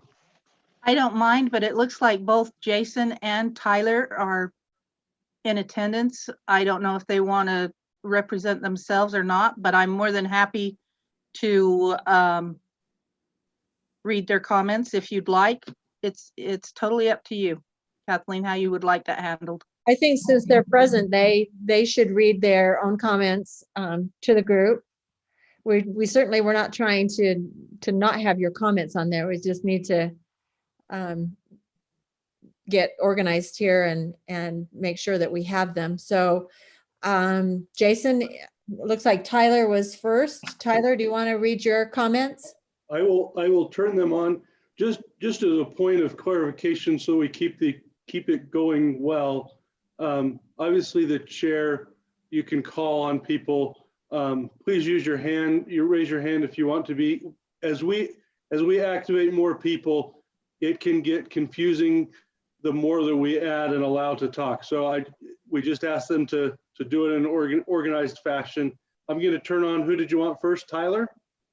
Yeah, Tyler was first on the messaging, so. Okay, I'm going to turn Tyler on, and I'm going to turn Jason on and allow them to speak in that order, just so that you know that they're on. Go ahead. Okay. Hi guys, can you hear me okay? Yes, go ahead. Okay, super. So yeah, I'll go ahead and read my letter that I sent in to Scarlett or Providence City. Says a friend brought to my attention that it has been proposed that parcel 0209600035 be changed to multifamily medium zone so that high density apartments and townhomes can be built in that space. I have a few problems with this and I'd like to express my concerns. First, although I pass this parcel several times each day, it's easy to understand why a friend had to bring the notice to my attention. This goes along with Crystal's comments. I was unable to see the sign posted, notice of public hearing, nearly sitting on the ground. Why such a small notice and sign? Are we trying to hide something or make as few people aware of this hearing as possible? I haven't seen a sign that small since I pulled an 8.5 by 11 sheet of paper out of my desktop printer paper tray. The lack of transparency is very concerning. Second, this space is currently zoned to be commercial, which may be a misunderstanding in light of our current discussion. We currently have a shortage of commercial space available in Providence. Third, how much high density apartments do we really need, considering those already being built? And do we have the proper infrastructure to support this? Finally, like most people that choose to live in Providence, I appreciate open spaces. However, I'm not against development. That said, it seems sloppy and short-sighted to just drop apartments and townhomes in every vacant field. I would prefer to see something beneficial to the existing community. As an alternative to the project, I propose that the space be used for a new recreation center or pool, for example. Since Heber City, Utah has similar demographics to Cache Valley, comparable populations, income, etc., the Wasatch Aquatic Center is a great reference point in comparison, in my opinion, in terms of size and use of space. Built in 2017, there are 35,000 square foot year-round family-friendly and student use facility, includes a leisure pool and 10-lane competition pool with seating for 500 spectators. The inclusion of a party room and concession stand draws a daily patron rate of 400 people. City council meeting notes show that the Wasatch Aquatic Center is profitable for the city by about $50,000 annually, exceeding the city's goal to break even on the facility. And then I provided a link where you can read more about that and how they got their proposal done. A new recreation center and pool would make Providence City into the gem of Cache Valley. I strongly urge you to reconsider this change and deny the housing project on parcel 0209600035. Thank you for your time. So I expressed some of the same concerns from Crystal, as well as maybe just the idea that maybe we can get a little more creative as to what that space could be used for. Do you currently have a developer that would do that? We've been in discussions with several parties that we can definitely entertain that. Okay. Well, thank you for your comments. You bet. Jason, would you like to make your comments? And I have another letter here from Leslie Jones that I will read after your comments. Sounds great. You guys can hear me? Yes. All right, know, I said Can I this to, just make a request? Could yeah. we see your picture when you're talking to us? They can't do that unless we promote them to a participant. Yeah, Oh. I don't, Okay. I'm pretty can do limited that on if this that's end. if that's your direction. We haven't done that. I could promote them to a participant, but that would be the requirement to do that. Would you like me to do that? I'd like to see the people who are talking to us. We will work to see if that will work. Kathleen, while Ryan is doing that, the letter from Leslie Jones, unless she sent you another one, that was the one that I read first. Okay, all right. All right, now we have Jason in picture. Yeah. We'll go from there. Okay, so I'll just read I'm just reading it from my phone. It says, Scarlett, I agree. Yeah, I don't see him. You were here. There you are. I can't, I guess I can't read it at the same time that let me pull up my other computer. Because if I switch my screen to my email, then it takes that away. So hold on.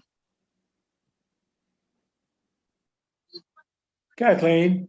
Yes. This is Rowan. While he's getting to that, I did have one member of the community actually contact me on Sunday saying, please don't do this. He happens to be a fireman that lives there in what they call the Mental Lady community. He lives at where? He lives in what Kent Dunley calls the Meadow Lane community. Thank you. So it's a block to the east and south. Right. Okay. Okay.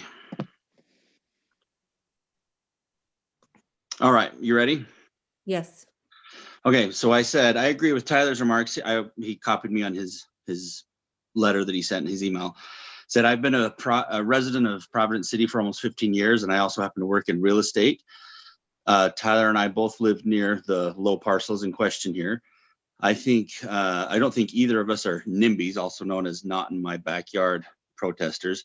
In fact, I'm very pro-development, but I look at development as this: what is the highest and best use for each parcel of land? Here in Providence, our remaining available land is shrinking daily, and nearly all of it is for high density housing.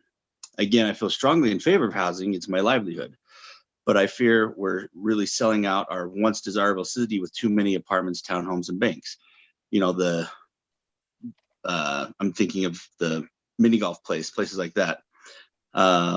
It's my to apartments, townhomes, and banks. Okay, it's my opinion that Providence City is pro high density housing and pro sales tax businesses. Anytime I've tried to help neighbors or software developers with their non-sales tax producing businesses relocate to Providence, thus bringing jobs and traffic, they seem to get shot down.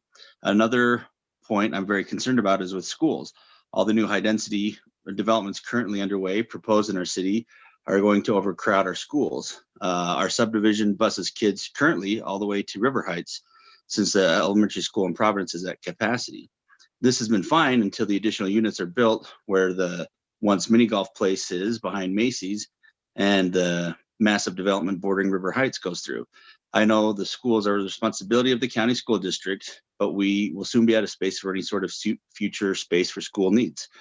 Does the city ever consult with the school district about their expansion needs? Like everyone else in our city, I want what's best for our city. I love having new residents, and there has to be a balance versus the opening of floodgate strategy we seem to be experiencing. I second Mr. Smith's voice for denial of rezoning from the commercial, which is part of the master plan, I'm understanding, since it's not technically annexed in, from multi-housing to commercial or vice versa. We need to preserve as much commercial space as possible. So thank you for your time. Okay, thank you for your comments. There's a comment on here from Crystal, says that she has an additional final comment to make. Thank you. I just want to point out that those people who've spoken in the letters, all but one, were people that I reached out to through a Facebook page. They're Facebook friends of mine because of my concerns for that. again, showing and being concerned about the lack of advertisement. All of these people may have been aware of it or may not, but I know that they're all people who I put it on Facebook today to make sure there was some representation tonight at your meeting. And I wondered if I hadn't have pulled over today at 6:30 or 7:30 this morning, dropping my daughter off for school, if there would have been this much comment. And that is a concern for me. Thank you again for your time. Crystal, this is Jason Ian. I did notice the sign Sunday night as I was driving home from an activity, but noticed that the sign was only 3 inches off the ground, and it was pretty alarming since Logan City has requirements of how high they have to be off the ground for their notices of annexation and changes to development, and they have to post it almost on poster size paper, not just the 8.5 by 11 sheets 3 inches off the ground. So that was pretty discouraging. Okay, sorry about that. We'll look into it. Kathleen, Yes. Kathleen, this is Rowan. I have one other person that is opposed to this. It happens to be my wife. The reason being is that we are planning to have a home built right behind there, and these taller buildings be looking right into our bedroom. Okay. Also, the newspaper, the notice of this hearing about this annexation was published in the newspaper last week. It was. It was in the weekend newspaper. Right.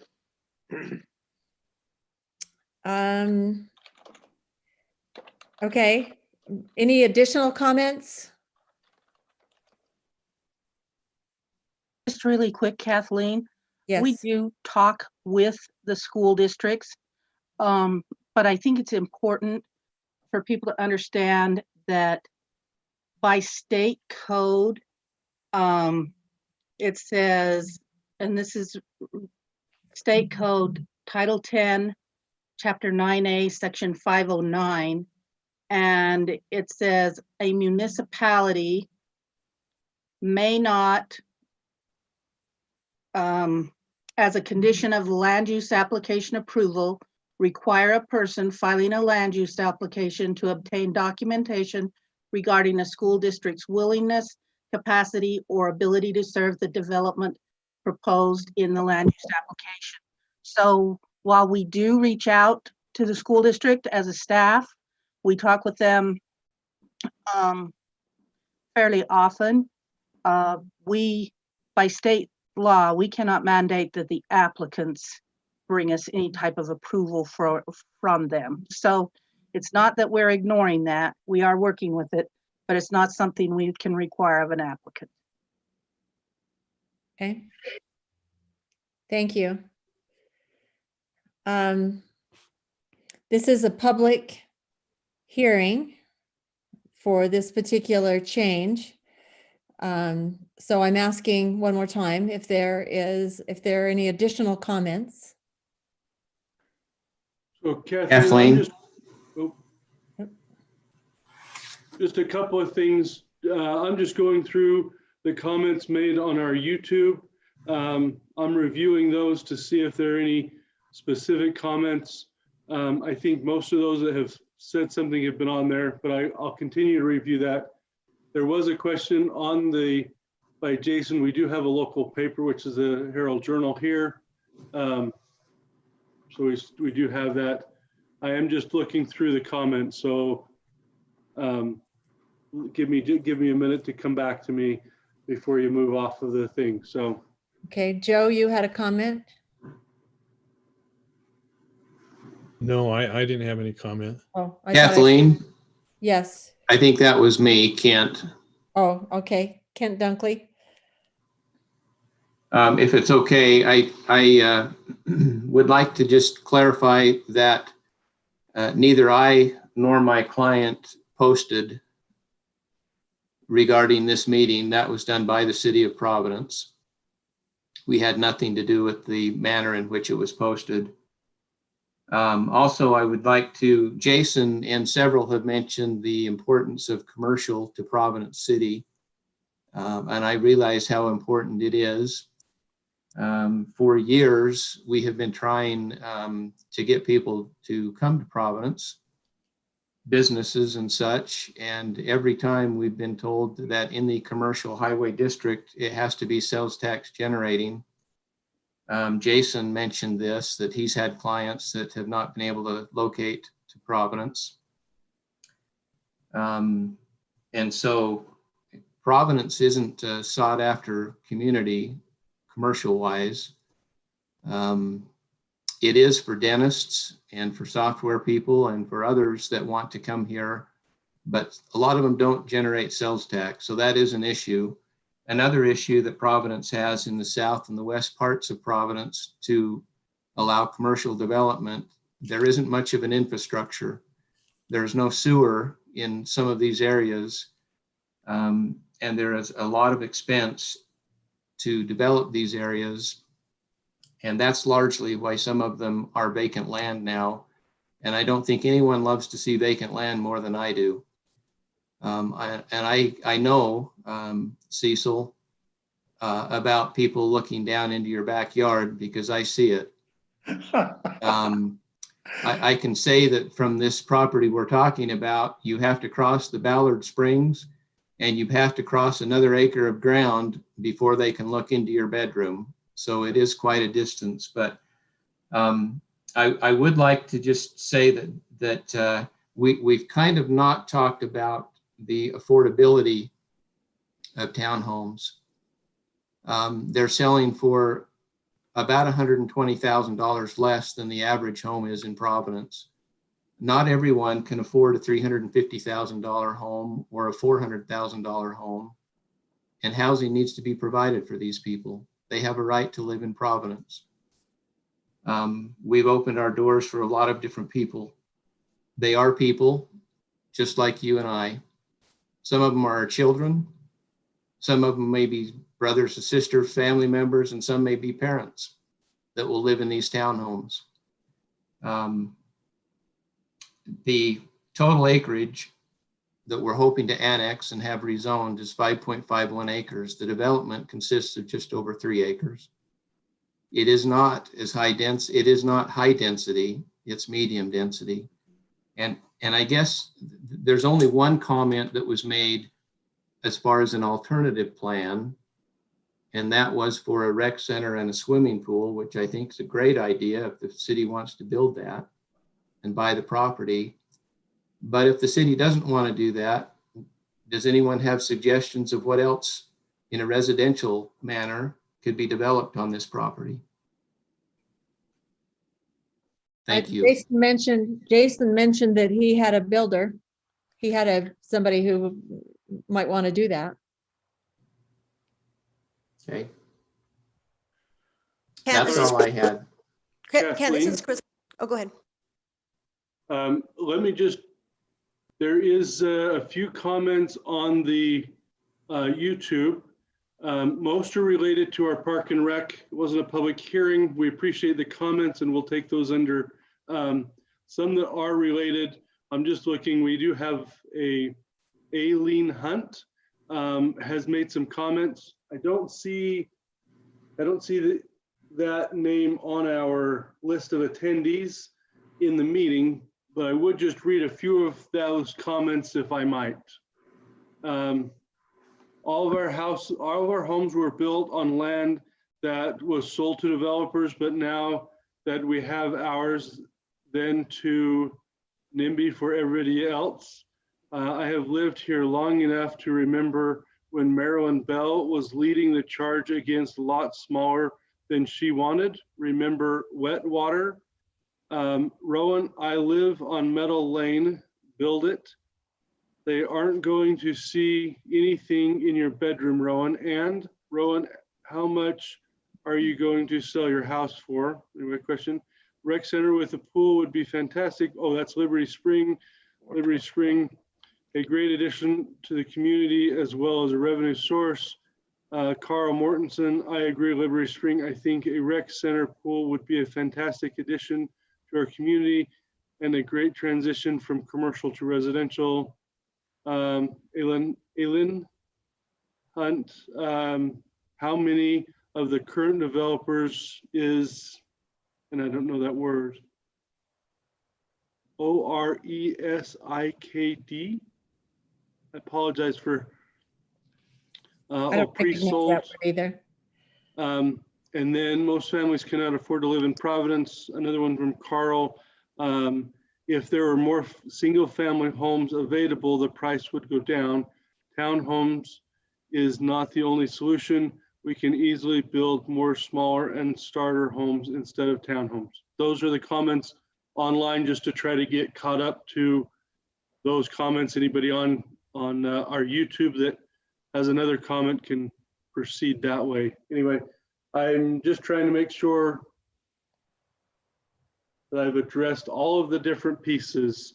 There is one from Janelle Nilsson here. I am here as the developer and would be happy to comment that as well. And then we have a hand raised by Crystal. So whichever way you want to go from there, Chair. Crystal, would you like to speak? And then we'll have Janelle.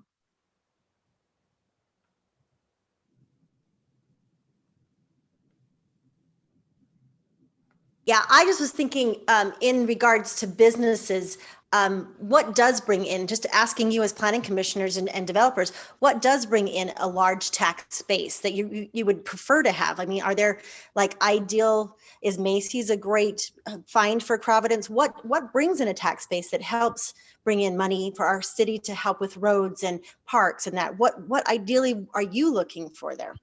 I would be happy to speak on that one, Kathleen, if you'd like me to. Yes, please do. Just to give a base, I have been a city manager both here in Providence and in a previous city. I am a licensed CPA. Just to give you an idea of my background as far as tax, I did work both for the IRS and the State Tax Commission. So as far as taxes, I do have a fairly deep base. And I would tell you that as when we talk about sales tax, keep in mind that the sales tax formula is 50% based on population and 50% based on point of sale. So just because there is a point of sale inside the city doesn't mean that all of those point of sale dollars come to the city. They don't. We have a 1% tax on point of sale. 50% of that stays in the city. A large portion of our sales tax actually comes based on population, and we have a higher return on that 50% than we do on the point of sales tax. Keep in mind, as has been talked about by Kent, if you look at dollars per acre, if you have 12 units and they're at $250 a unit, you will see a fairly significant property tax from townhomes in relation to single family that might have a half acre. So there is a tax-based difference, and also an impact fee. We charge impact fees based on units and equivalent residential units. So at that point, the property tax base also comes into that. So there is property tax that should be a consideration when considering taxes from a high density house or medium density housing. Also consider, for a city, consider the sewer lines and water lines. The difference between homes, traditional homes, you might see 100 to 300 feet of sewer line or water line between each home that has to be maintained by the city. But keep in mind that same line, that same connection at a townhouse can serve multiple units. And so the cost, when we actually do cost differences, there may be cost benefits to things you wouldn't necessarily expect. I noticed one on a dentist office. Keep in mind that the dentist office, as they receive as they receive equipment in or things they buy, they may be paying paying sales tax based on point of sale. And so that they may be bringing in sales tax dollars. Also keep in mind in a dentist office or anywhere that has some expensive equipment, those personal property becomes a property tax as well and adds to the property tax basis. So there is a number of different things to consider when we go into that. Without a full training, that just kind of gives you an idea. There is some different benefits that can be acquired by different businesses. One asks about what taxes do banks bring in? Well, banks can bring in property tax, but if your question is about credit unions, that's different. Anyway, hope that helps. Thank you, Ryan. Maybe you can just quickly, you mentioned impact tax, impact fees. Just quickly tell what impact fees go for. Well, we have at this point, and Scarlett, correct me here of what we have here, but we have a sewer impact fee as well as a park impact fee. So a lot of what we have in order to pay for park expansion comes from those park impact fees. And there is that, Scarlett, does it come individual unit? How would you say it comes based on multifamily versus single family on the collection of the impact fee, for instance, park impact fees? The park impact fees are based on dwelling unit. A single family dwelling unit is just a little bit higher than a multifamily dwelling unit, but it's per dwelling unit. So if you had one structure that had 4 dwelling units in it, so 4 townhomes, and just for easy math, the park impact fee was $2,000, you would get $8,000 for that structure, versus a single family home that may be a very large single family home, 10,000 square feet. Even then it would still just be, it'd probably be $2,100, because single family homes are just a teeny bit higher, but not much. So the impact fees are based on dwelling unit. They're based on a proportionate share of the new growth for oversizing or for increasing capacity. One really important thing to remember is that impact fees cannot be used for operation and maintenance. Many people get frustrated and feel like we should be able to take them and fix potholes. I wish there was a way to do that, but we cannot do that. That is way out of bounds. We have to use them for growth-related capacity projects. We do have a impact fee on water, on wastewater treatment, and on streets. So those are the and parks. Those are the fees that we charge right now. The other thing that Ryan didn't talk about for a minute when he was talking about infrastructure, many times the multifamily developments are private infrastructure. So Providence City is looking at the line that services them from out in the public street, and then all of those units within that development are on private infrastructure that Providence City does not have to maintain, other than perhaps a fire line, versus single family developments. Very few of those are private developments, and that means that we're maintaining all of the infrastructure. So there's some differences. I'm not saying one way or the other, good or bad, but I would kind of like to swing around and focus back to the idea of the general plan. And as Joe pointed out earlier, the general plan shows that this would be commercial highway district, which, as has been brought out, that is designed for businesses that are going to generate sales tax for us. So from a staff viewpoint, we're following the general plan, and we're telling you that the general plan for this would be commercial highway district. However, the council can assign a zone other than that, and they will certainly take the Planning Commission's recommendation into, as they'll they'll put a lot of weight on the planning commission recommendation because you're the ones that have listened to the public. I will say several of the emails that were forwarded to you, a couple of them were also sent to the city council. And so they've been receiving emails as well. For those of you that may have sent me emails, if they were specific to go to the city council, I forwarded them on to the city council as well. So anyway, that's my 2 cents. There is a few comments that came back up, Kathleen. Liberty, I apologize if you don't feel I answered Crystal's question. If she'll ask it again, I'm happy to answer. However, as mentioned in some other ones, the city doesn't specifically build developments or choose the business that comes. It approves on whether it follows the ordinances. So I apologize if I haven't met that, but if you ask the question again, I'm happy to do my best.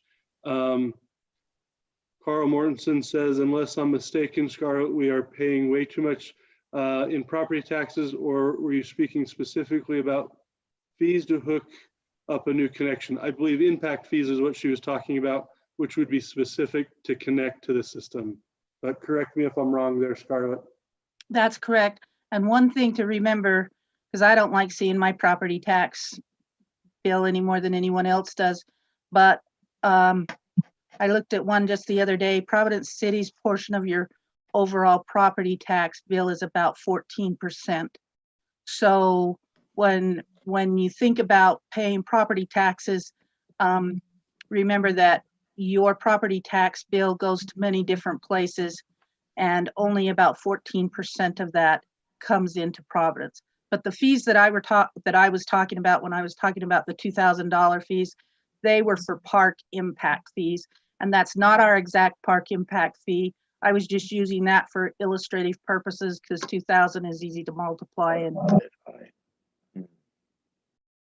And again, Chair, Janelle Nixon did say she was here and would be happy to comment. Okay, let's clear up. Crystal, did you feel like your question was answered?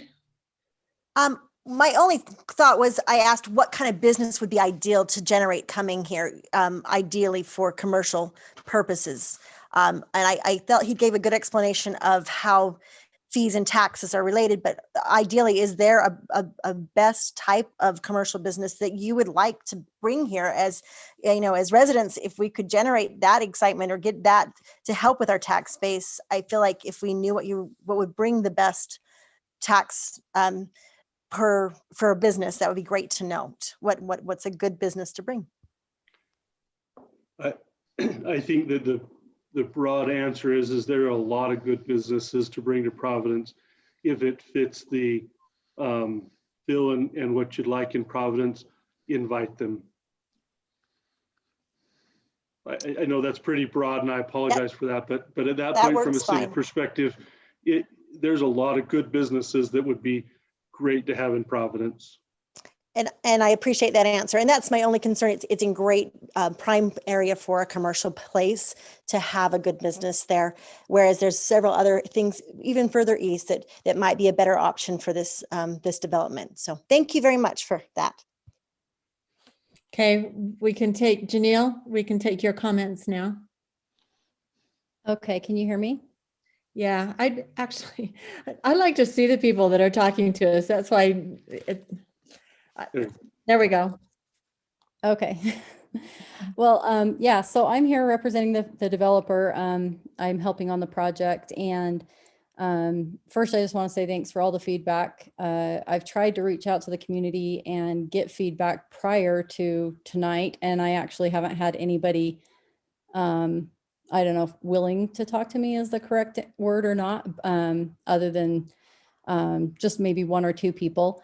So when we were looking for a parcel to develop, we looked into this, I'm from Providence. I live in Providence. I've lived in several different places in Providence. And in fact, my backyard used to basically border this land that we're talking about right now. And so when we looked into this parcel to develop, part of my concern was what would be nice for Providence. We don't want to, we love Providence and we want to make Providence better, not worse. And so we love this little piece of land. We think it would be a really fun, beautiful place to live, especially for a small, younger family just starting out. And with the population projections for Cache County or the entire Cache Valley, there's going to be a huge need for more housing. And a lot of the younger, from my conversations with the developers here in Cache Valley, a lot of younger families do not want yards to maintain. They want a bigger home without a yard. So that's where we're starting from. They want to spend their weekends playing with their kids and traveling. They just don't want the big yards. So that's where we're coming from. And I know it was mentioned earlier, but we're just finishing the project a little to the north. It borders the church house there. And that's similar to the kind of project we'd want to put on this property. We could easily try to squeeze in more if we were about maximizing profits. But in fact, the first concept plan we got back had more units in it, and we went back and asked them to make the units larger and space them out more because we want a little more elbow room in between them so that the kids and the families have room to move outside and play a little bit. So that is one of our concerns.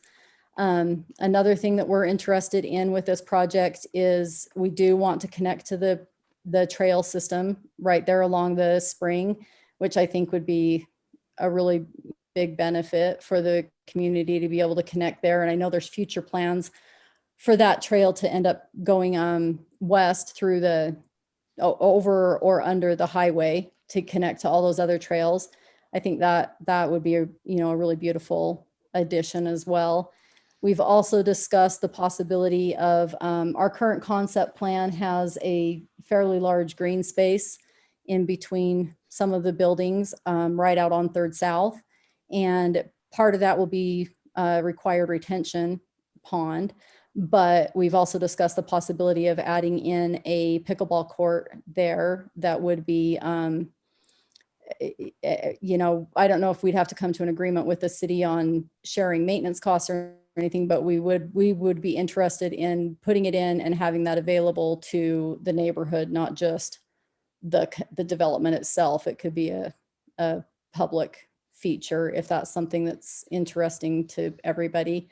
So basically I just wanted to say hello, put my face out there and let everybody know that I'm involved with this and that really we are interested in making it a really nice development. It would not be super cheap materials. It would not be get as many in there as we can and hope to just throw as many, small, like somebody mentioned, all the roommates living there. We really want to make something nice where there's a family.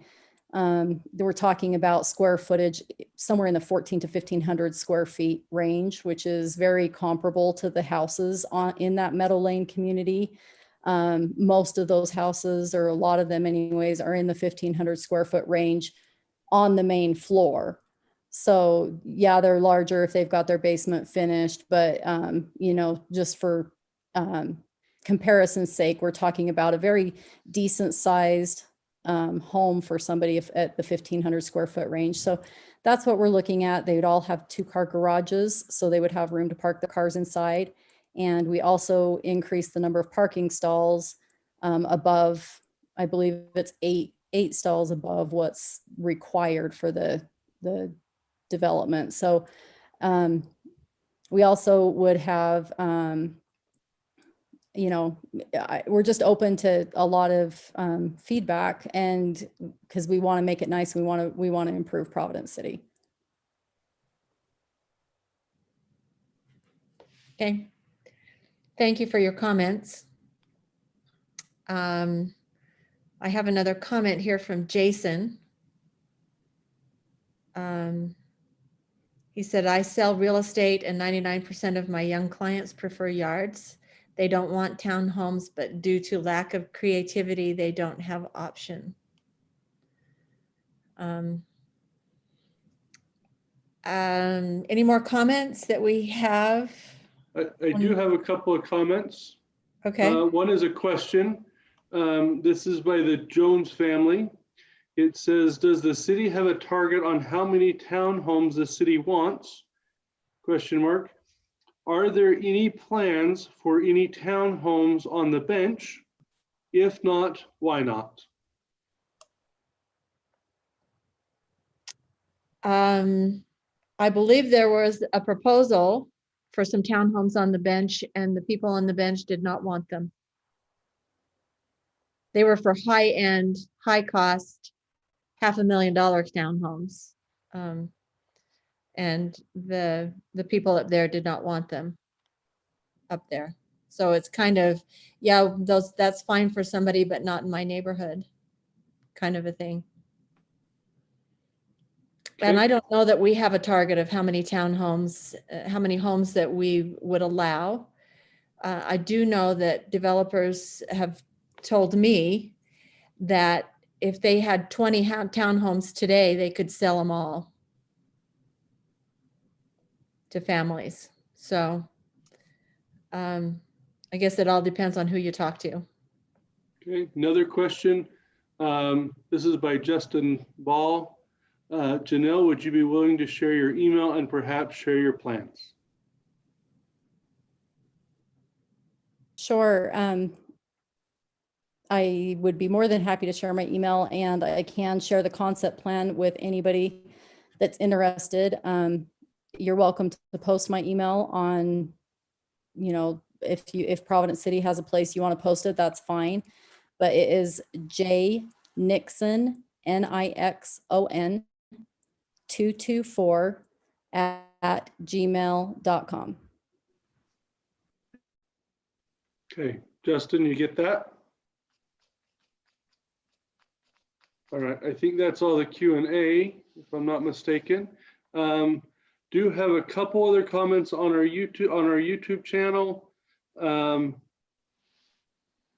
think Jason's, he posted the same one in our chat. So in response to that, Carl Mortensen said, I agree 100%, Jason. I've lived in both and have many friends who have lived in both, and single family homes are the American dream for the vast majority. And then Cash Ba responds, Jason, can they afford $350,000 for a Providence home? I don't know that that's really looking to have the question answered, but I don't know. That's what I have. The email address was posted in the chat. And then I think we've addressed Crystal's hand. It's still up, but I'd make sure that okay, there you go. All right, I think that's good. All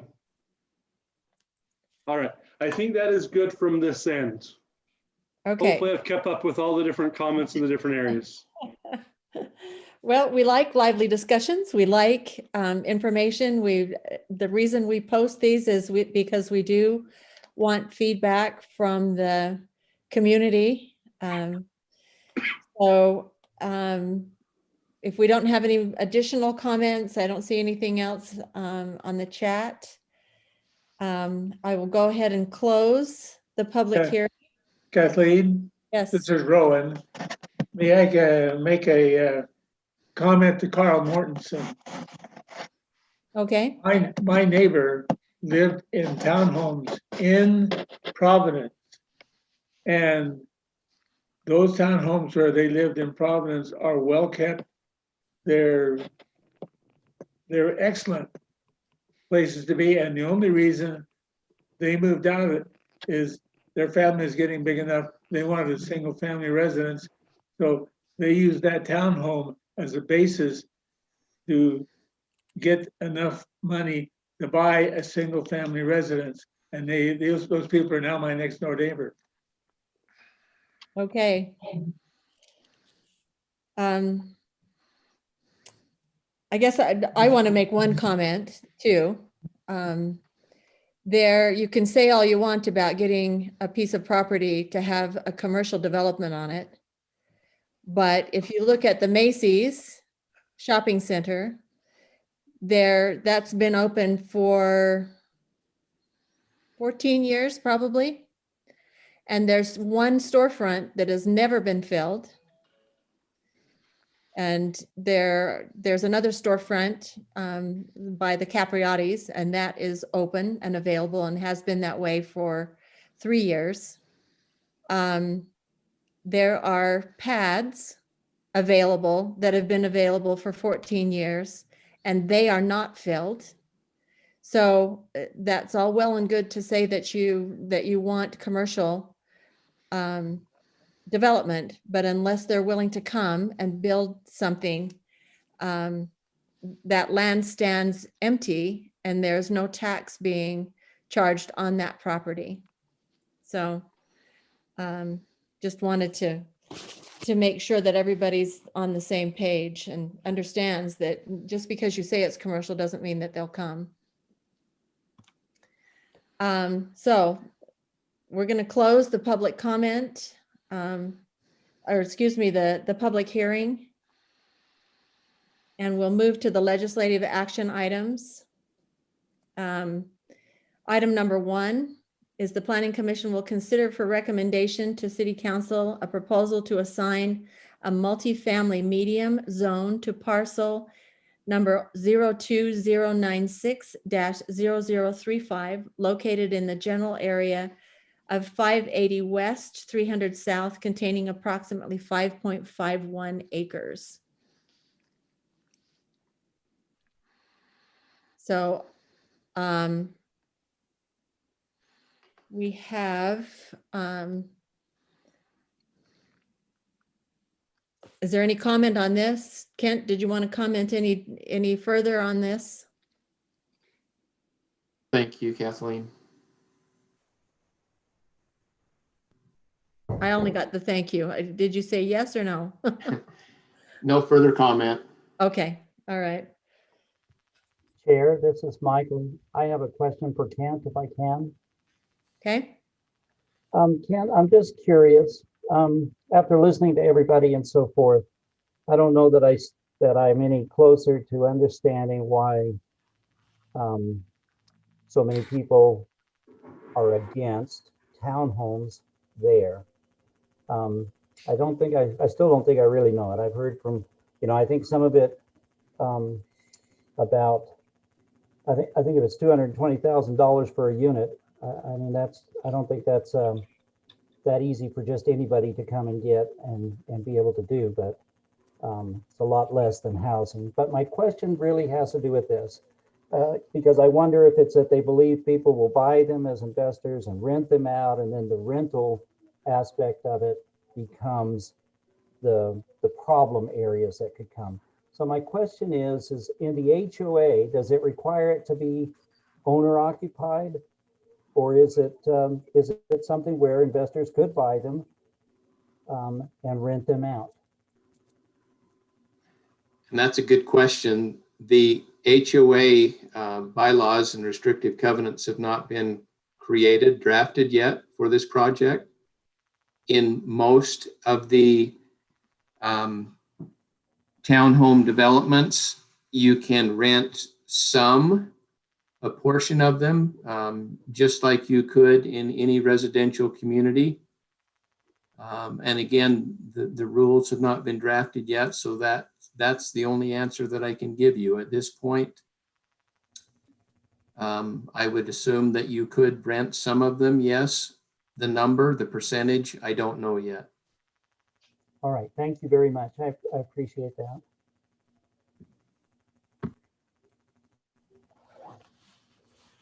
Kathleen, if I can pull up my other unit paper here, unless there's more discussion, I would like to make a motion. I have a couple more things to say, Michael. Kathleen. Okay. Of my 27 recognizes Rowan. Of my 27 grandchildren, over half of them live in townhomes they prefer the townhome because they like the small lots, they like to travel, things like that. And these grandchildren have pretty good sized families themselves. So my great grandchildren cadre is growing almost daily. Also, an interesting person, Michael's father-in-law, at the beginning of building the townhomes that are being built right now, I talked with him about these and people against it, and his comment was, the time has come, the change must be made. So, Michael, that's what your father-in-law has had to say about it.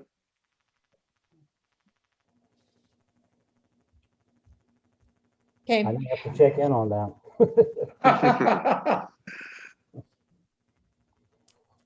I'm more afraid of his daughter than I am of him.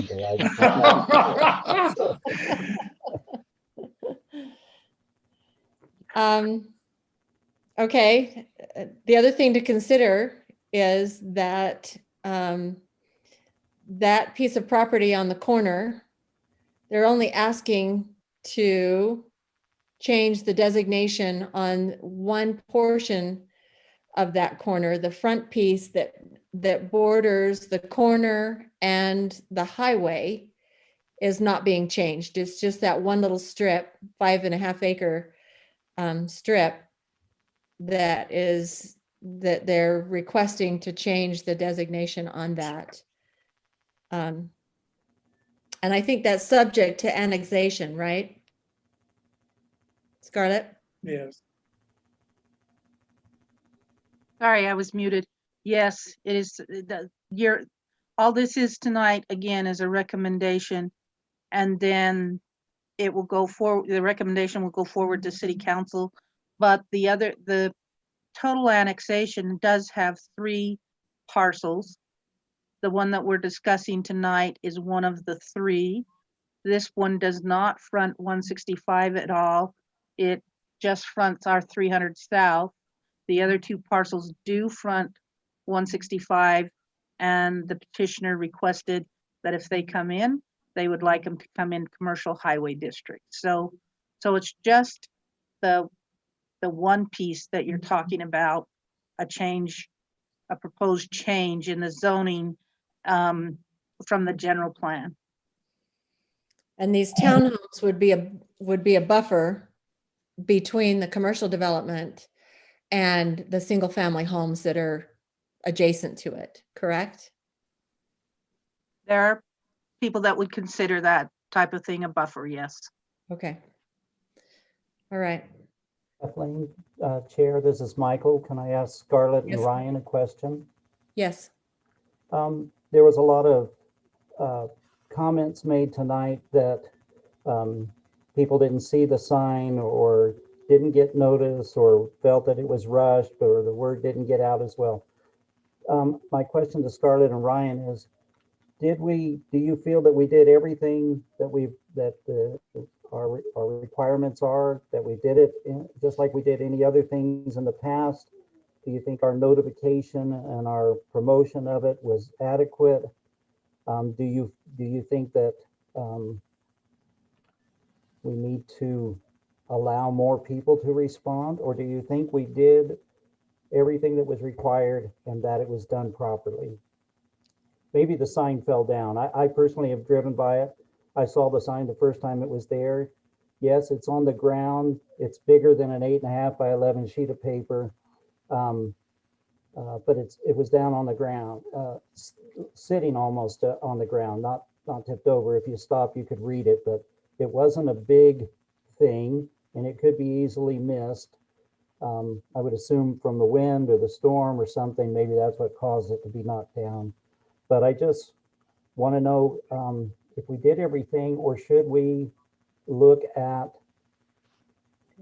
tabling it until and make an effort again to allow more people from the neighborhoods and community to have a chance to address and express their feelings.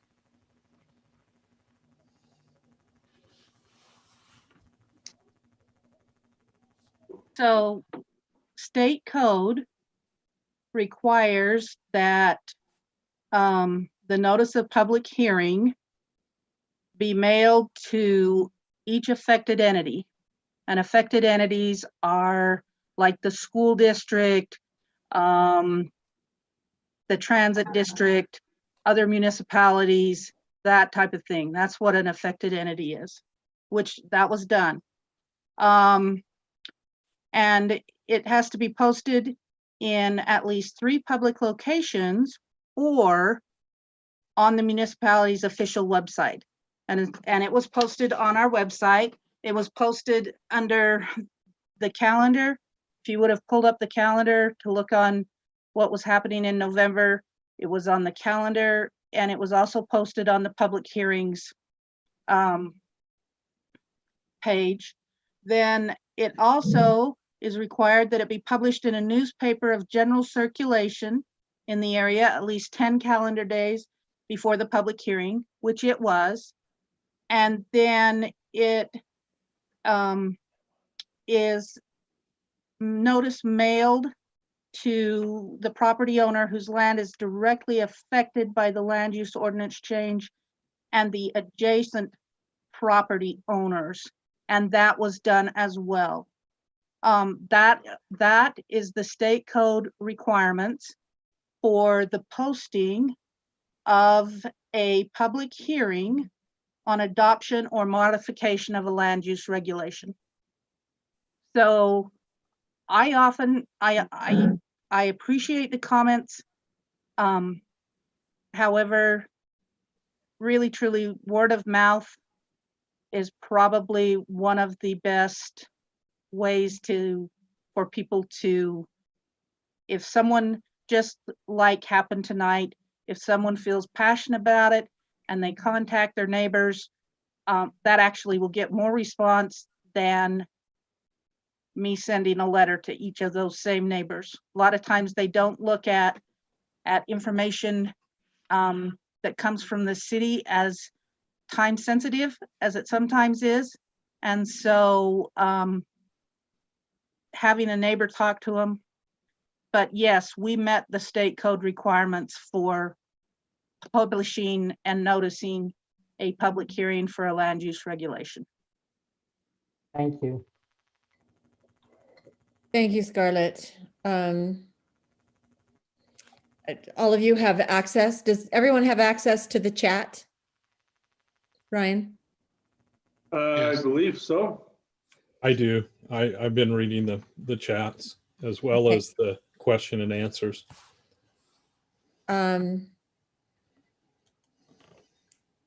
We're not required to have, D. Chase says that it should require more than one hearing. That's not required by law. And then there's a comment from D. Chase also that says, my concern for not wanting any more townhomes or high density housing is because of the high influx of people resulting in increased traffic. That intersection is already very dangerous. All intersections are dangerous. I'm sorry. I don't know that I have a farm that's directly across the street, and I know that intersection, I never go through that intersection, but I watch both ways to make sure nobody's coming because they do blow through it. So anyway, I think we've covered the comments. We've done what the law requires, and I would entertain a motion on this proposal. I'd like to make a comment, Kathleen.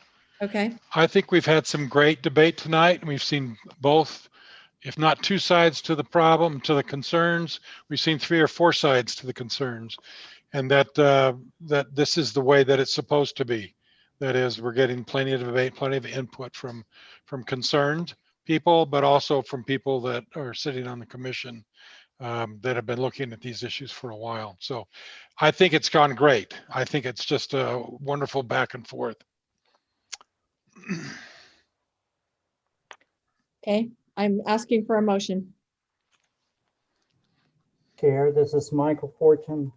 I would like to make a motion that we recommend to the city council the proposal to assign multifamily medium MFM zone to parcel number 020960035 located in the general area of 580 West, 300 South, containing approximately 5.51 acres, along with and including recognizing the findings of facts, the conclusions of law, and the conditions as set forth by the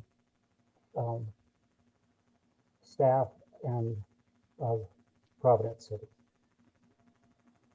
Okay, so we have a motion to accept. I second the motion. Okay, the motion was made by Michael Fortune. The second was by Rowan Cecil. Rowan, was that you?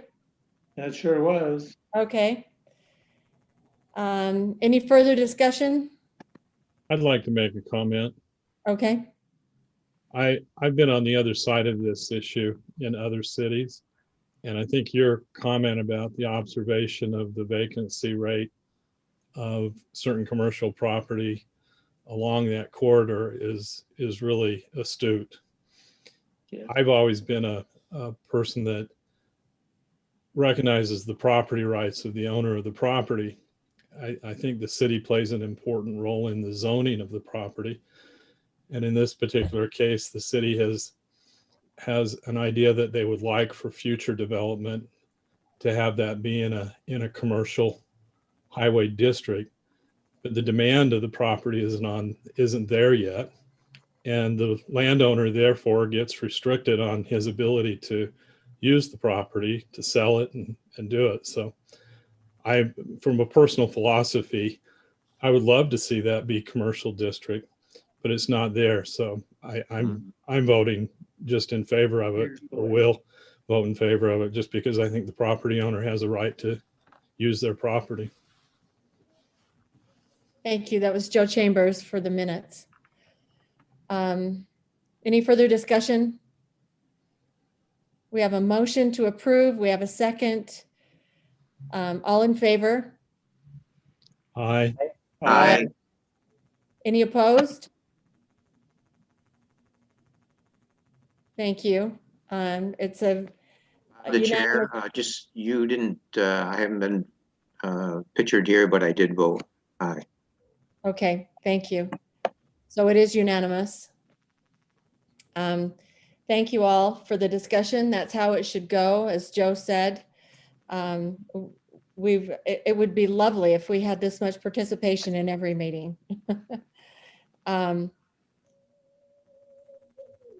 We'll move forward now. We have another administrative action. We've been asked to consider for approval the preliminary plat for the Holman subdivision. It's a 2-lot residential subdivision located at 87 South, 200 West in Providence. And we have a letter from Brian Cox that I will read in. It's to Providence City Planning and Zoning, Holman subdivision preliminary approval meeting dated November 10th, 2020. I'm Brian Cox. My wife, Kristen, and I live to the property north of this proposed development. If this was being done right, I would be in support. Where it is not, I object and believed it should be denied. I took the past several surveys and had a meeting with Michael Gleed, the Cache County recorder, last Thursday. The survey shows an old fence line that has existed for over 100 years. A reference to the 1893 deed line and the new Holman deed line 8.91 feet into my yard. I asked him where the legal property line was, and he acknowledged that it would be the 100-year-old fence. I also expressed some concerns and and that surveyors would always make reference to the older surveys and existing fence lines. Several questions. When Kelly Holman bought the property in 1976, the Zollinger property was surveyed and divided into several parcels.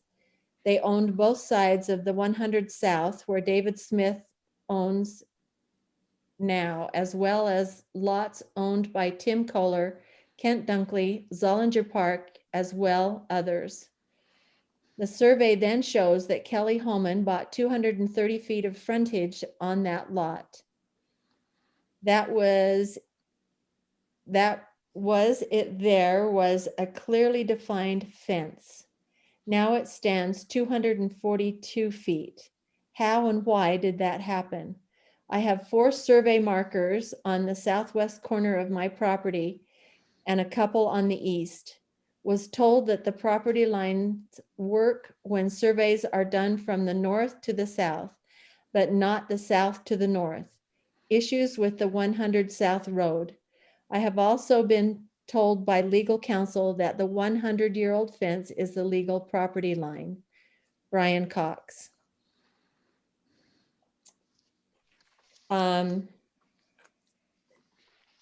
Clearly there's a dispute between the neighbors as to where the line is. However, property disputes and property lines are between neighbors. That is not for the council or the commission to determine. So that needs to be worked out with those. As far as the commission is concerned, we've been asked to deal with approval of the preliminary plat. And as long as the developer has done their job to have all of the information available to us to consider, then that's what we will do. And that the property line will be taken care of by the property owners. So the task before us is to consider the approval for the preliminary plat. So whether or not we're going to recommend that to the city council. So we have the information put forward by the staff. And so if you have reviewed the finding of facts and the conclusions of law and the conditions, then that's what we need to consider. So with that said, Scarlett, would you like to report on this particular piece?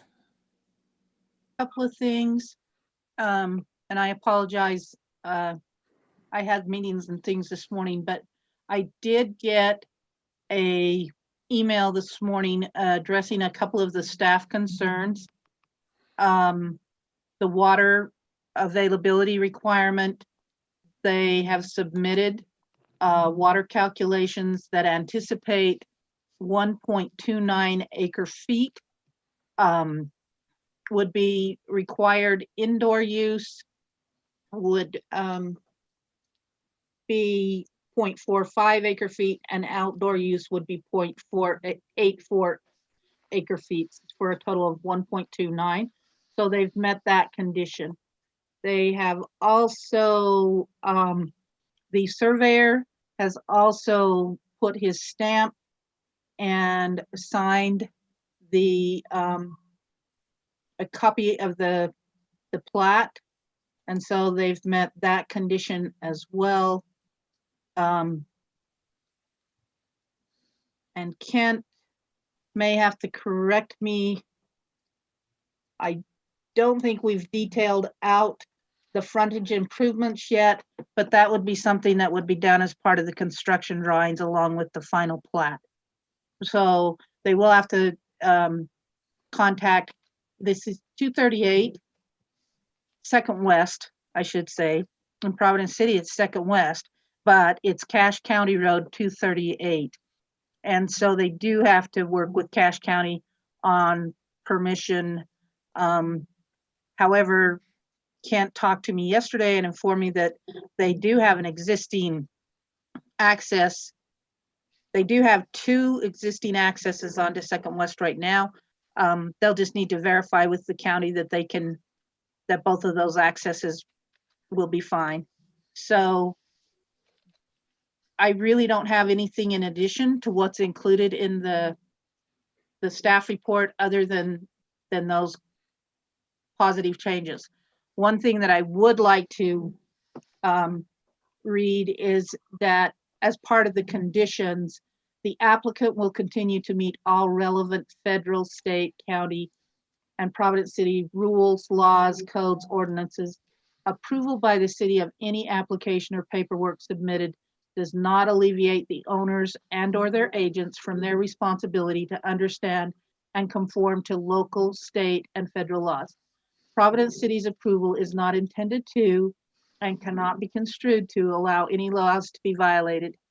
If the property line is shown on the plat and as certified by a licensed surveyor, if between the 2 property owners, if that property line ends up being moved, then so be it. We are not approving, or we're not giving approval that any laws could be violated. So that's something, as Kathleen explained, that's something between the surveyors and the property owners to work out. Thank you, Scarlett. So I've got a question.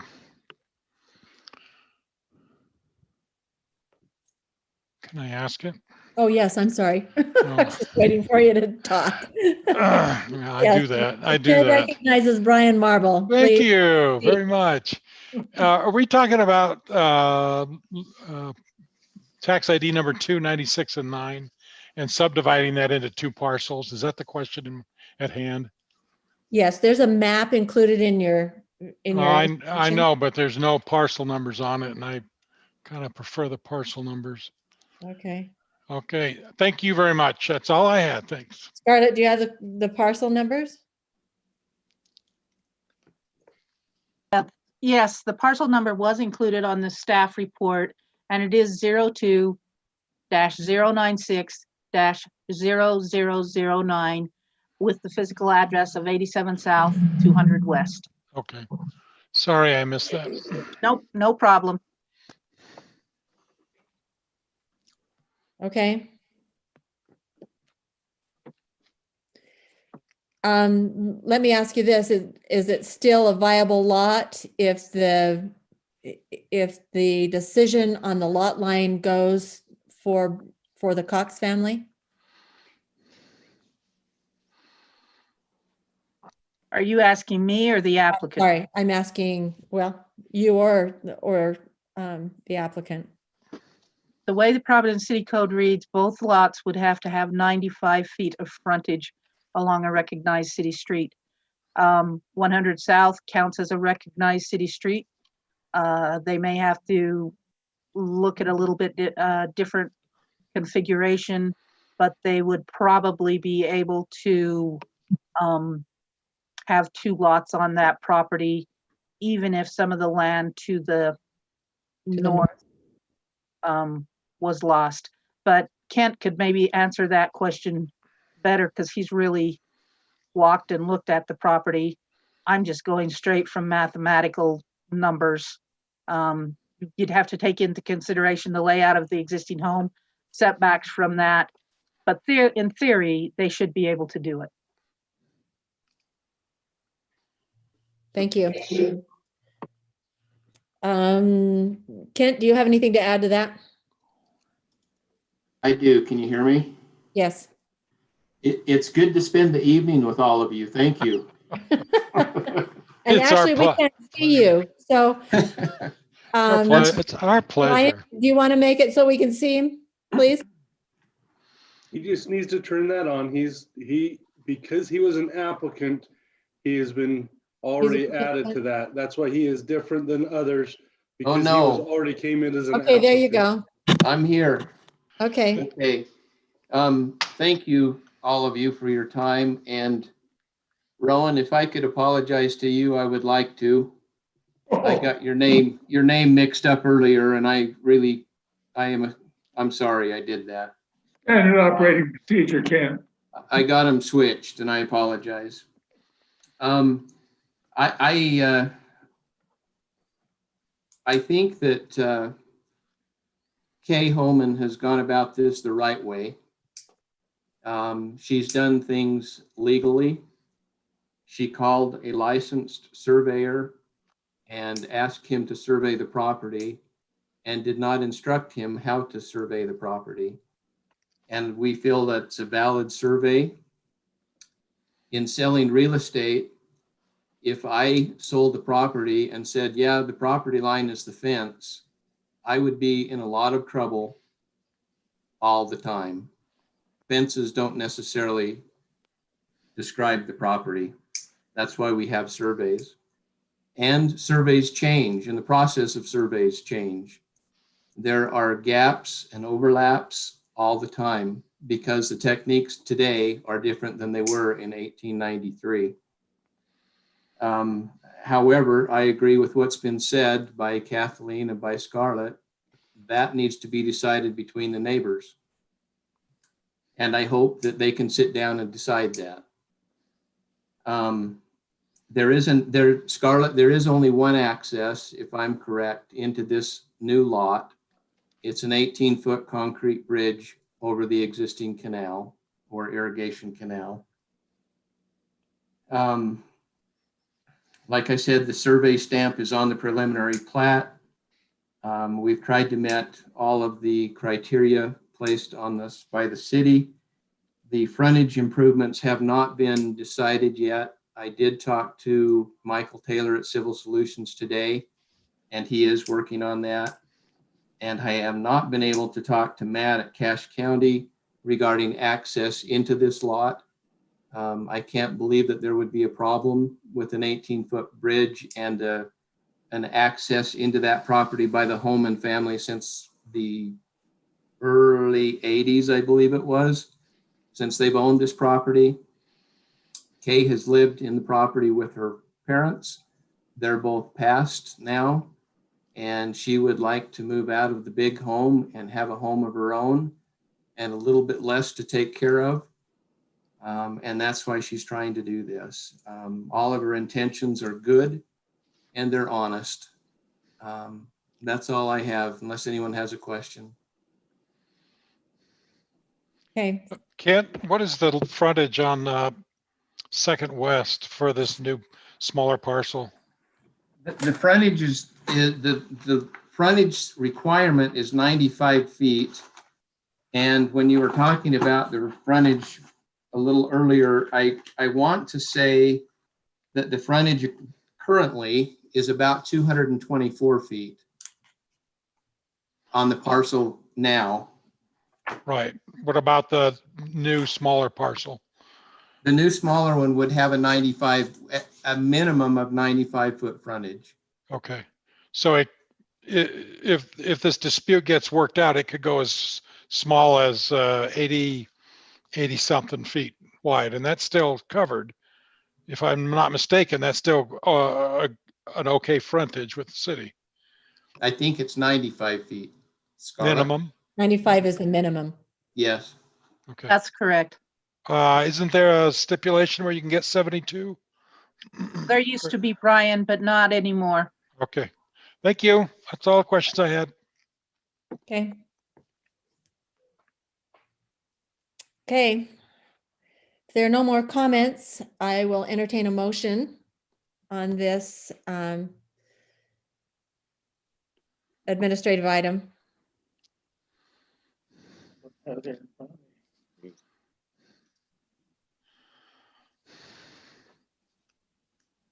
Come on, Michael, you have it all in front of you.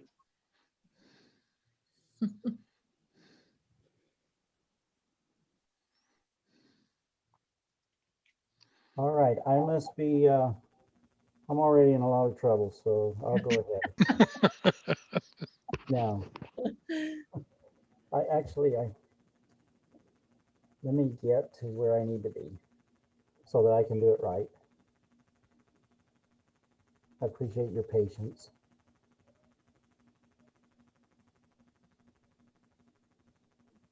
I haven't figured out all this technology because I got part of it on my screen, but I can't see the part I need. So I've got to use my phone and go back and forth. Yeah, that's what I'm doing. We certainly wouldn't want to print this entire document. No, I made that mistake, I think, the first time. Had to go buy a new printer. Okay.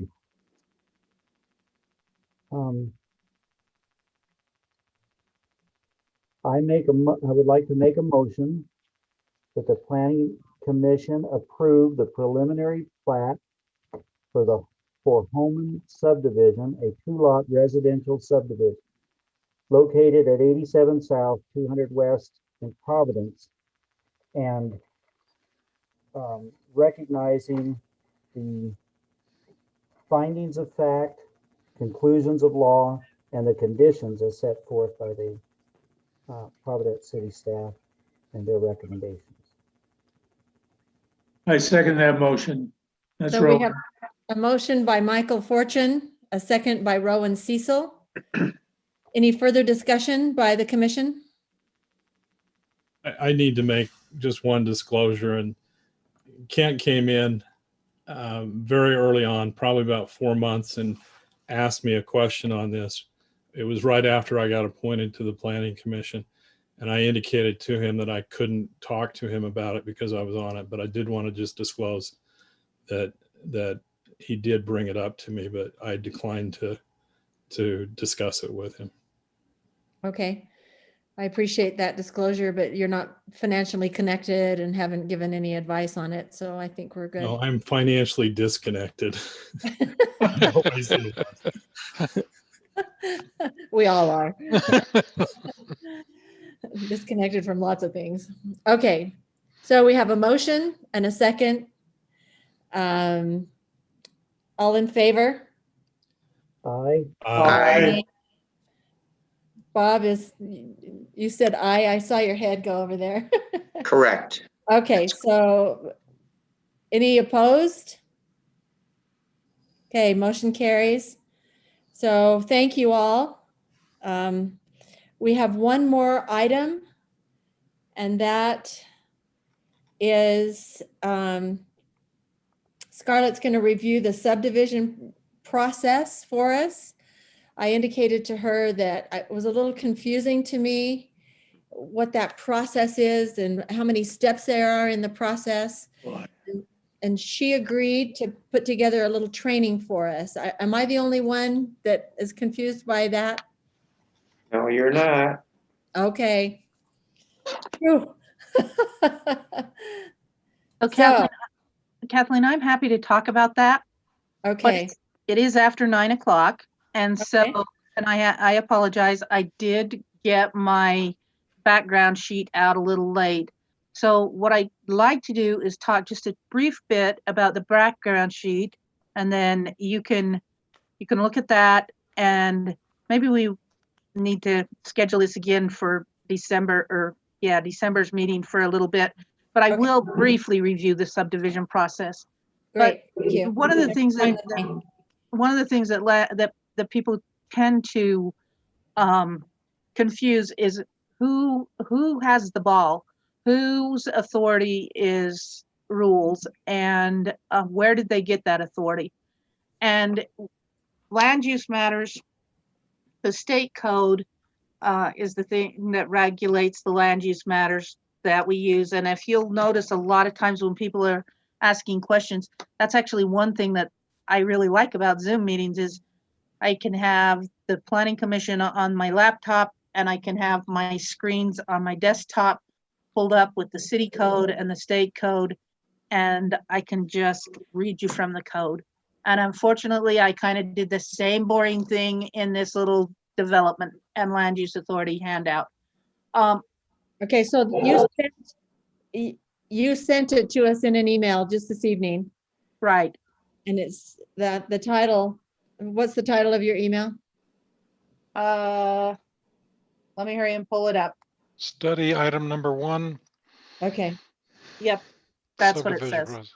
so if you pull the document up, that's what she's speaking from. Anyway, in Utah Code Title 10, that's the municipal. Oh, good. Ryan put And it up on then the screen. 9A is the development code. So Utah Code 10-9A is known as the Municipal Land Use Development and Management Act.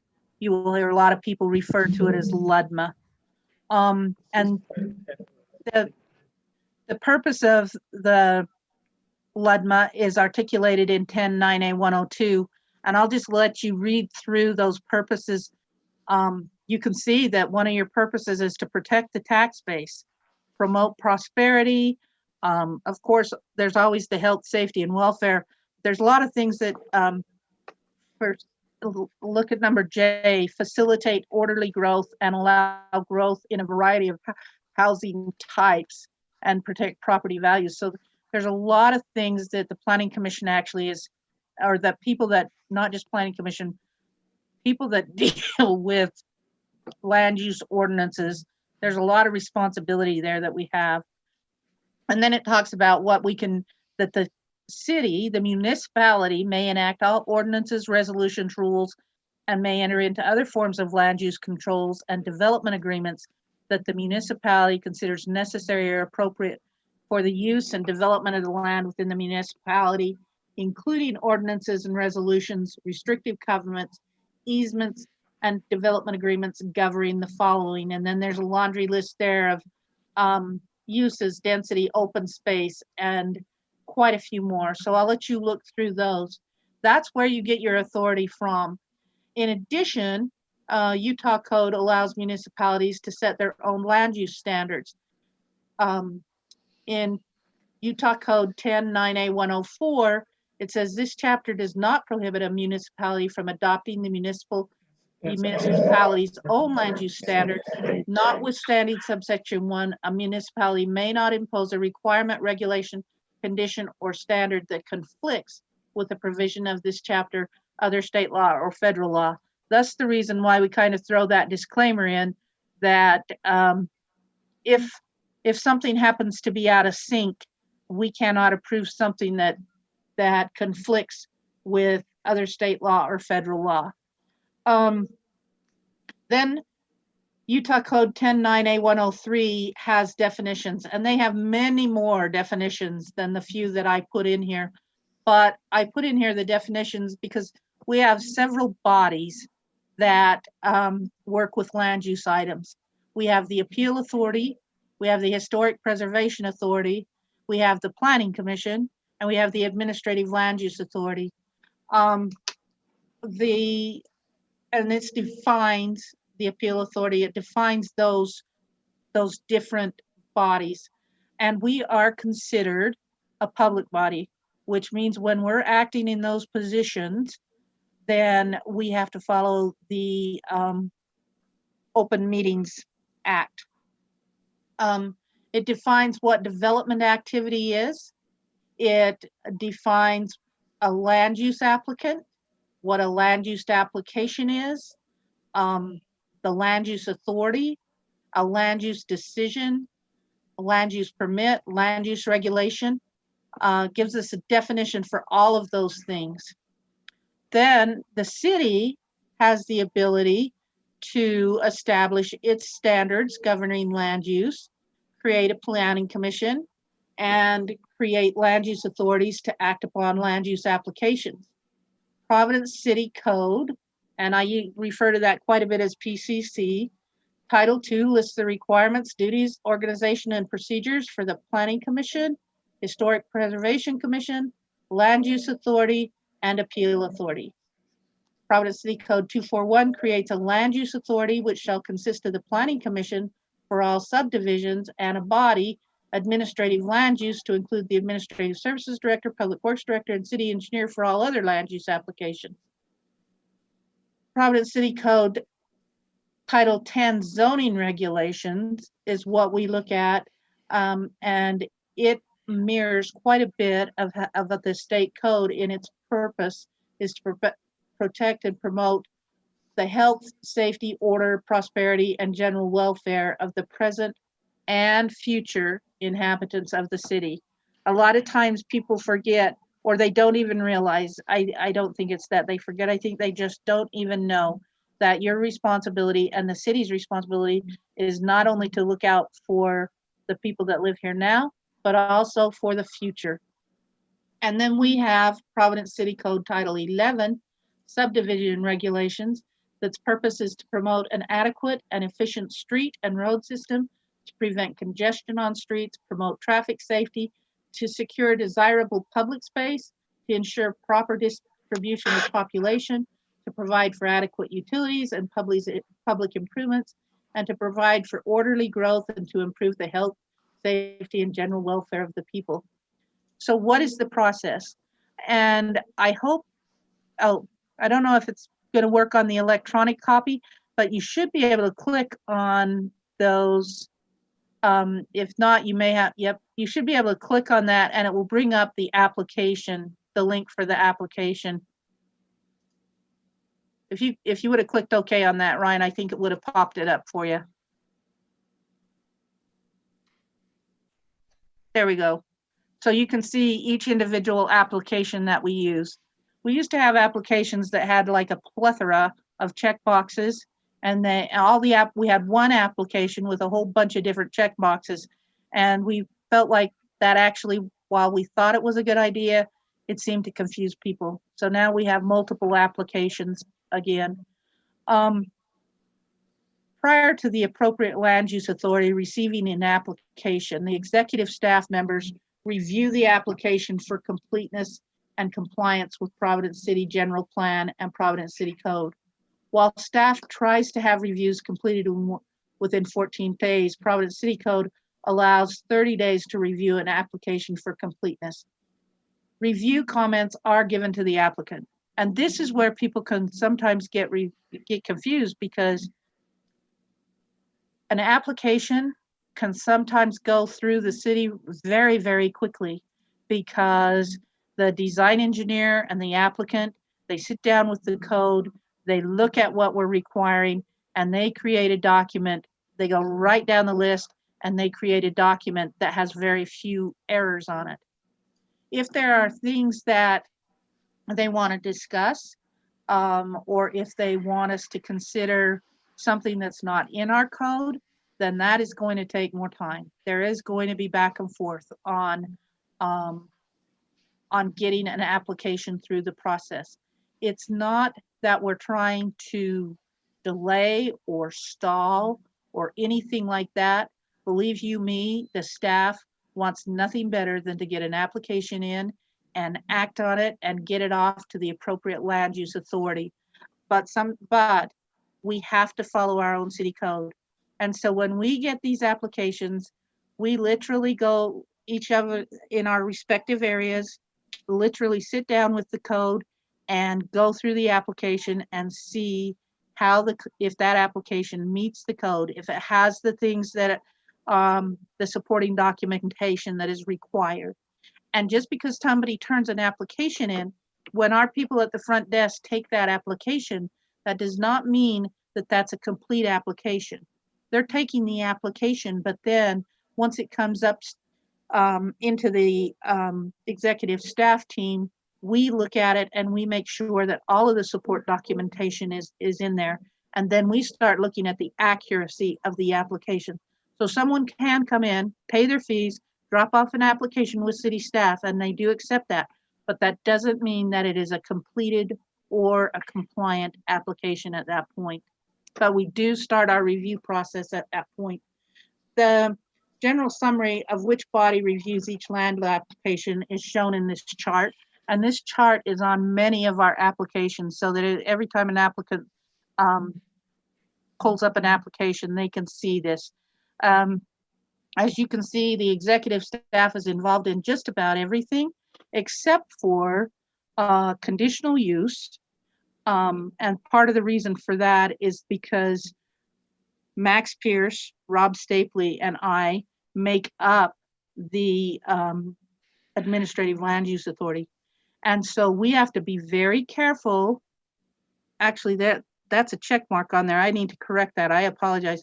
We need to be very careful that we don't violate the Open Meetings Act. So when the three of us are together, we need to be in an open meeting if we are discussing a land use item that is under the authority of the administrative land use, and conditional uses are one of those items. And so executive staff does not review conditional uses, and I will get that corrected. I apologize for that. Scarlett, can I just make a comment on that? Sure. The Cache County has the Planning Commission, the County Planning Commission review conditional use permits. And that may cause some confusion because you'll see a lot of bodies, public bodies, the cities or the county has elected to use the county Planning Commission in that capacity. But Providence City has not elected that. And I just thought I'd point that out. Thanks, Joe. And that does bring up a comment. There are many cities that the city council is still the final approval authority on a lot of land use applications. While that certainly is a legal method under the law, it's kind of discouraged because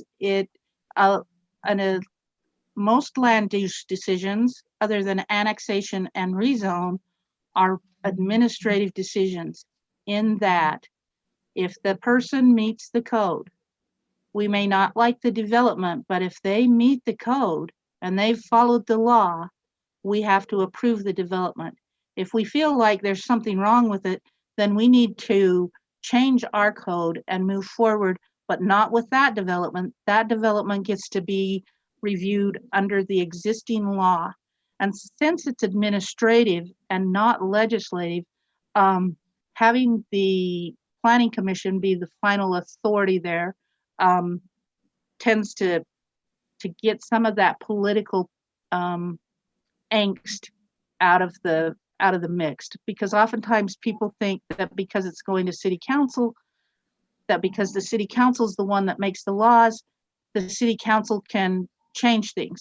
And unfortunately, when they're acting in an administrative capacity, they cannot. So the way ours works is that we have the land use authorities that I stated for the Planning Commission and the administrative land use. And then we do have the Historic Preservation Commission that does not get involved a lot in land use decisions, but they can at some times. And if people disagree with our decision, then they get to go see the appeal authority, of which Joe Chambers was a member of that for a lot of years and did us a really good job on that. So I want to thank that appeal authority for their service. So our subdivision process, I'm going to skip down and just quickly hit the highlights of that. It's got three main components to it. It has a, just a little bit further, there we go. It has a concept plan, a preliminary plat, and a final plat. Now the concept plan just comes into the staff. We look at it. Mainly what we're looking for there is what kind of sensitive areas we have to worry about. We're looking at tentative street placement. Are the lots the right size? That type of thing. We don't get into a lot of detail with the concept plan. And sometimes that's where staff gets a little, we want to help the developer a little too much. We have to be really careful that we just stick with our ordinance and don't over design for the developer. And sometimes at the concept plan, we can see alligators that may pop their head up down the road, but we have to be careful and make sure that we look at things in the proper sequence.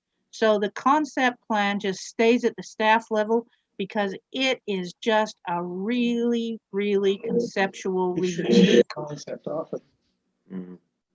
I'm sorry, what? We've seen the concept quite often though, Scarlett. You do see concepts quite often, but that's just an applicant wanting you to get a feel for what they're asking for. They are not official submissions. Then, once we feel like they have made every effort they can and they've met the requirements of our concept plan, then we notify the applicant and they move on to the preliminary plat.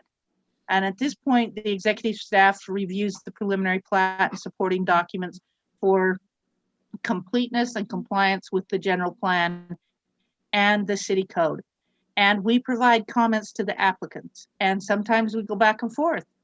And so sometimes it takes a while, and sometimes it takes months, sometimes it takes weeks, sometimes it takes days. It just depends on the complexity of the development. But when we're satisfied that the preliminary plat meets the general plan and the city code requirements, then that application is submitted to the Planning Commission for you to take action on it. All we do is prepare the staff report. We tell you what our pros and cons are. We tell you what laws that we looked at to make our decision, and we tell you how we interpreted that decision, and we tell you if we feel like there are conditions. The staff report, the application, and the supporting documentation are given to the Planning Commission for action, and then the Planning Commission considers and acts on the preliminary plat application. Once you approve a preliminary plat, and you don't have to approve it that night, you can, if there's some reason that you feel like there's additional conditions, or if you feel like staff missed something and you need more time, you can continue your action. But the one thing you do have to remember is, even if we don't like the layout, even if we don't like the design, if it meets our code, it gets approved. And then we need to work on a code to make sure that we have a code that we feel comfortable with. Once the preliminary plat is approved, then the applicant goes back to the drawing board, takes the preliminary plat has a lot of detail on it. It goes through a lot of things. There are like 25 things that have to be shown on a preliminary plat. And that's just kind of a rough estimate, but there are quite a few things on the preliminary plat. Then when we come to final plat, all of that detail that was on the preliminary plat comes off, and what the final plat is, it's showing the shape and design of the lots, the dimensions of the lots. It's got the legal description on there. It's the plat that's going to be recorded. And a lot of the detail that was on the preliminary plat turns into the construction drawings or the construction plans. Now, the executive staff receives the final plat and the supporting documents, and once again, we review it for compliance with the general plan and the city code. And when satisfied that the final plat meets all those things, then we submit it to the Planning Commission for action. At the completion of the staff review process, we prepare the report that summarizes the findings of fact, conclusions of law, and conditions. The staff report and supporting documentation are given to the Planning Commission, and then the Planning Commission considers and acts on the final plat. There are several other pieces, though, before we consider that final plat fully approved. Your approval is one piece. The approval of the construction drawings is another piece, and that is done under at staff level. The city engineer and the public works director work together reviewing those plans. They can involve other staff members. Definitely, they involve Ryan often. Sometimes they'll come and ask me a question or two, but the city engineer is really the signature that is required on the construction plans. So once the city engineer and the public works director feel that those plans meet all of the standards, and they use another book that we haven't talked about much. They use the Providence City Public Works Standards and Specifications, and drawings. And so they look at that, they make sure that those construction plans are going to meet those things, and then they sign it. So that's the second piece. Sometimes a development is such that there's going to be some give and take with the city. Perhaps the city wants to work along with the developer. Maybe the developer needs an 8-inch water line, but it's going in an area where the city feels like, oh gosh, we really want a 10-inch water line for future growth. Well, that developer, if he only needs an 8-inch water line, that's really about all we can require of him. And so sometimes the city will work with that developer, and we will we will pay for the upsize of the line. They'll put in the lion's share and we'll put in the upsize. And so we create a development agreement that spells out what the developer's going to do, what the city's going to do. And it also, the development agreement also talks about the security that we can require the developer put up performance security and warranty security so that we get a good product when we're done. And if we don't, there's money there. So with the thought process that the city can foreclose on that money and then finish the improvement or correct the improvements. So then, because that's an agreement and a contract, that's a city council action. And so the development agreement is prepared by the staff or the developer or the applicant, and it's reviewed by the staff for compliance. We have the developer review it as well because they have to sign it and agree to it as well. And then the city council by resolution acts on the development agreement. Once that's taken care of, then the developer can, or the applicant can prepare the plat for recording. And this is a recordable copy of the final plat that has places for signatures on it. They have to collect some of the signatures and then the city is responsible for some of the signatures. Once that is all signed, once the security, if required, is in place and the development agreement is signed, if required, then the signed final plat and the signed development agreement are taken to the county recorder for recording. And that is the subdivision process in a really quick nutshell. There are lots of nuances that can make that go quicker or slower, but when it comes right down to it, those are the steps that an applicant has to follow. And the thing of it is that Providence is different than quite a few communities. A subdivision is a subdivision in Providence. Whether you're doing 2 lots like Kay Holman did tonight, or what was it, 39 lots that Shoreline, no, actually they've got 60 something lots, 64 lots, I think, that Shoreline proposed in their preliminary plat meeting or 2 ago. It is the same exact process. We go through the same thing. You use the same city code, same general plan. Everything is treated as consistently as possible.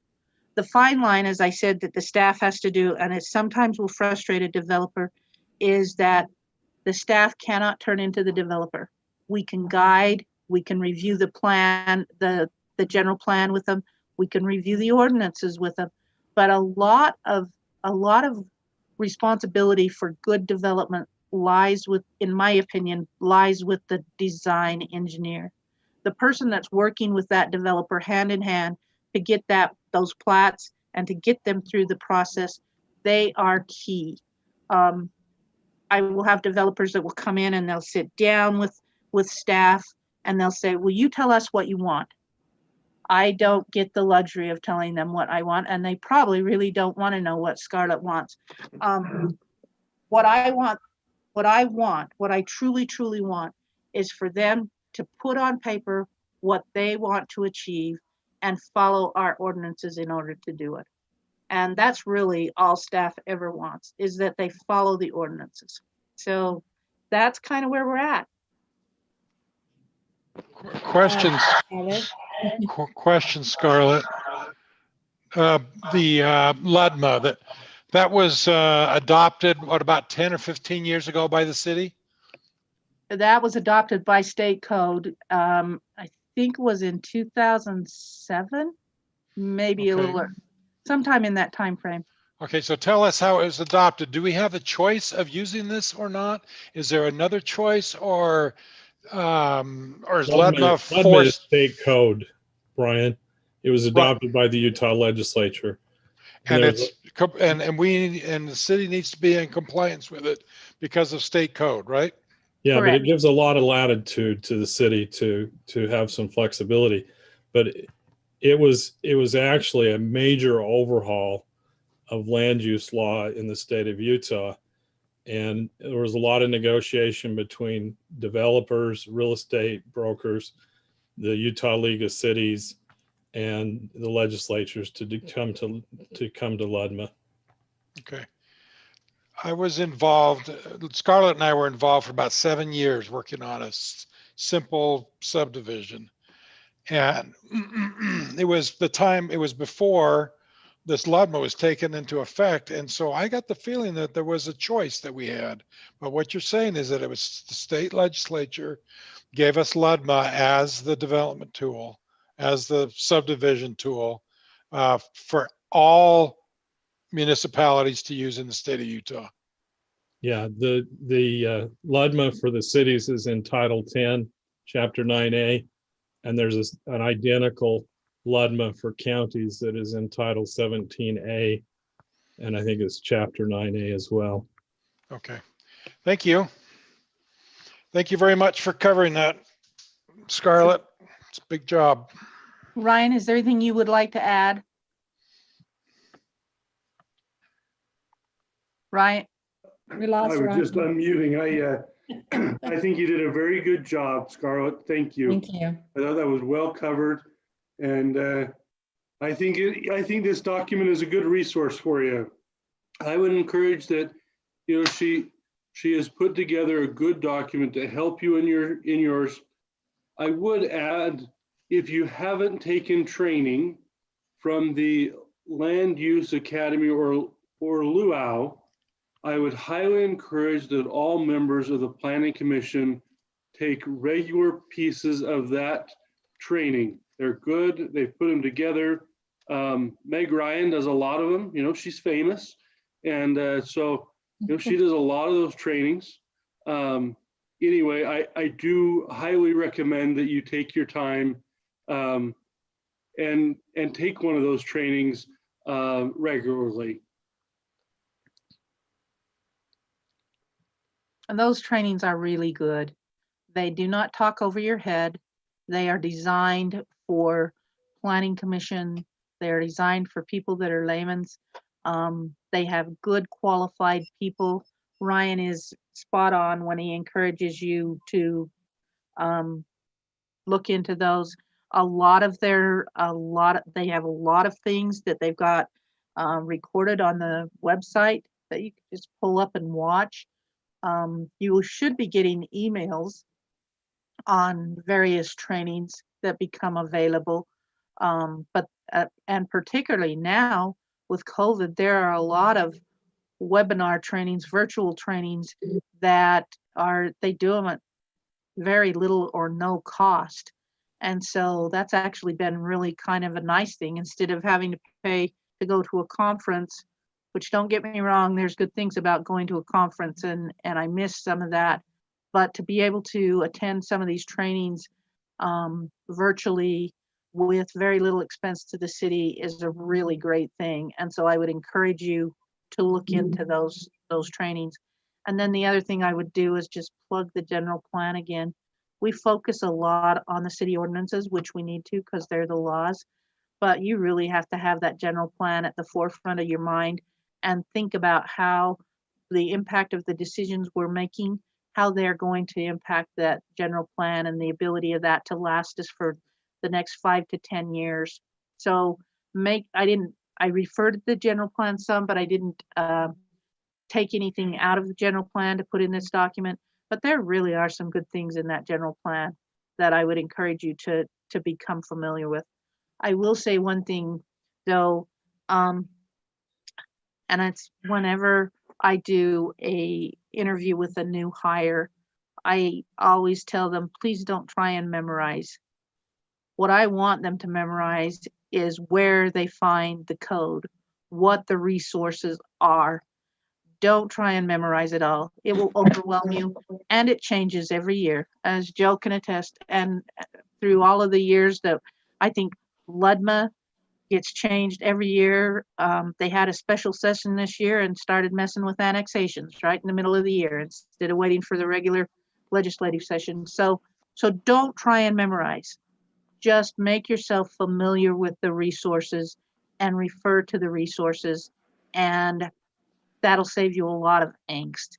When I first came on, I felt like I had to memorize it all. I had to know immediately what answer was what. That is going to just cause you a lot of heartburn and a lot of worry, and it changes. And so just be familiar, play around with our website, look under the community development plat on our website and see what's available there. Those type of things. And if there's resources that you think that we need to add or change, let us know. Whatever we can do to make your job easier is the important thing. So glad I don't have to memorize because my mind doesn't do that anymore. Neither does mine. Thank you so much for your efforts. I'm always in awe of how much you have to know and how much you have to remember, Scarlett, as you put all these things together. And the city staff is awesome to help get all that done. But thank you for responding to our questions. And there'll be more questions as we go along, but thanks for putting together this piece. I'm going to print it out so that I can refer back to it. And I've been reading the general plan, and there are some things that I learned just from reading through that. It's news material in some areas, but I'll tell you, it's good to know that it's there and that you can go back and refer to it. It's like, I think I read something about that. And so going back and reviewing it is I think really important. So that being said, is there anything else? If not, I'll entertain a motion to. I move that we close this meeting. Okay, Rowan's doing his job. A little louder. Bob poked me. Okay, we need a second. I'll second it. Okay, motion by Rowan Cecil, second by Bob Perry. All in favor? Aye. Aye. Thank you all. Appreciate it. Our next meeting, though,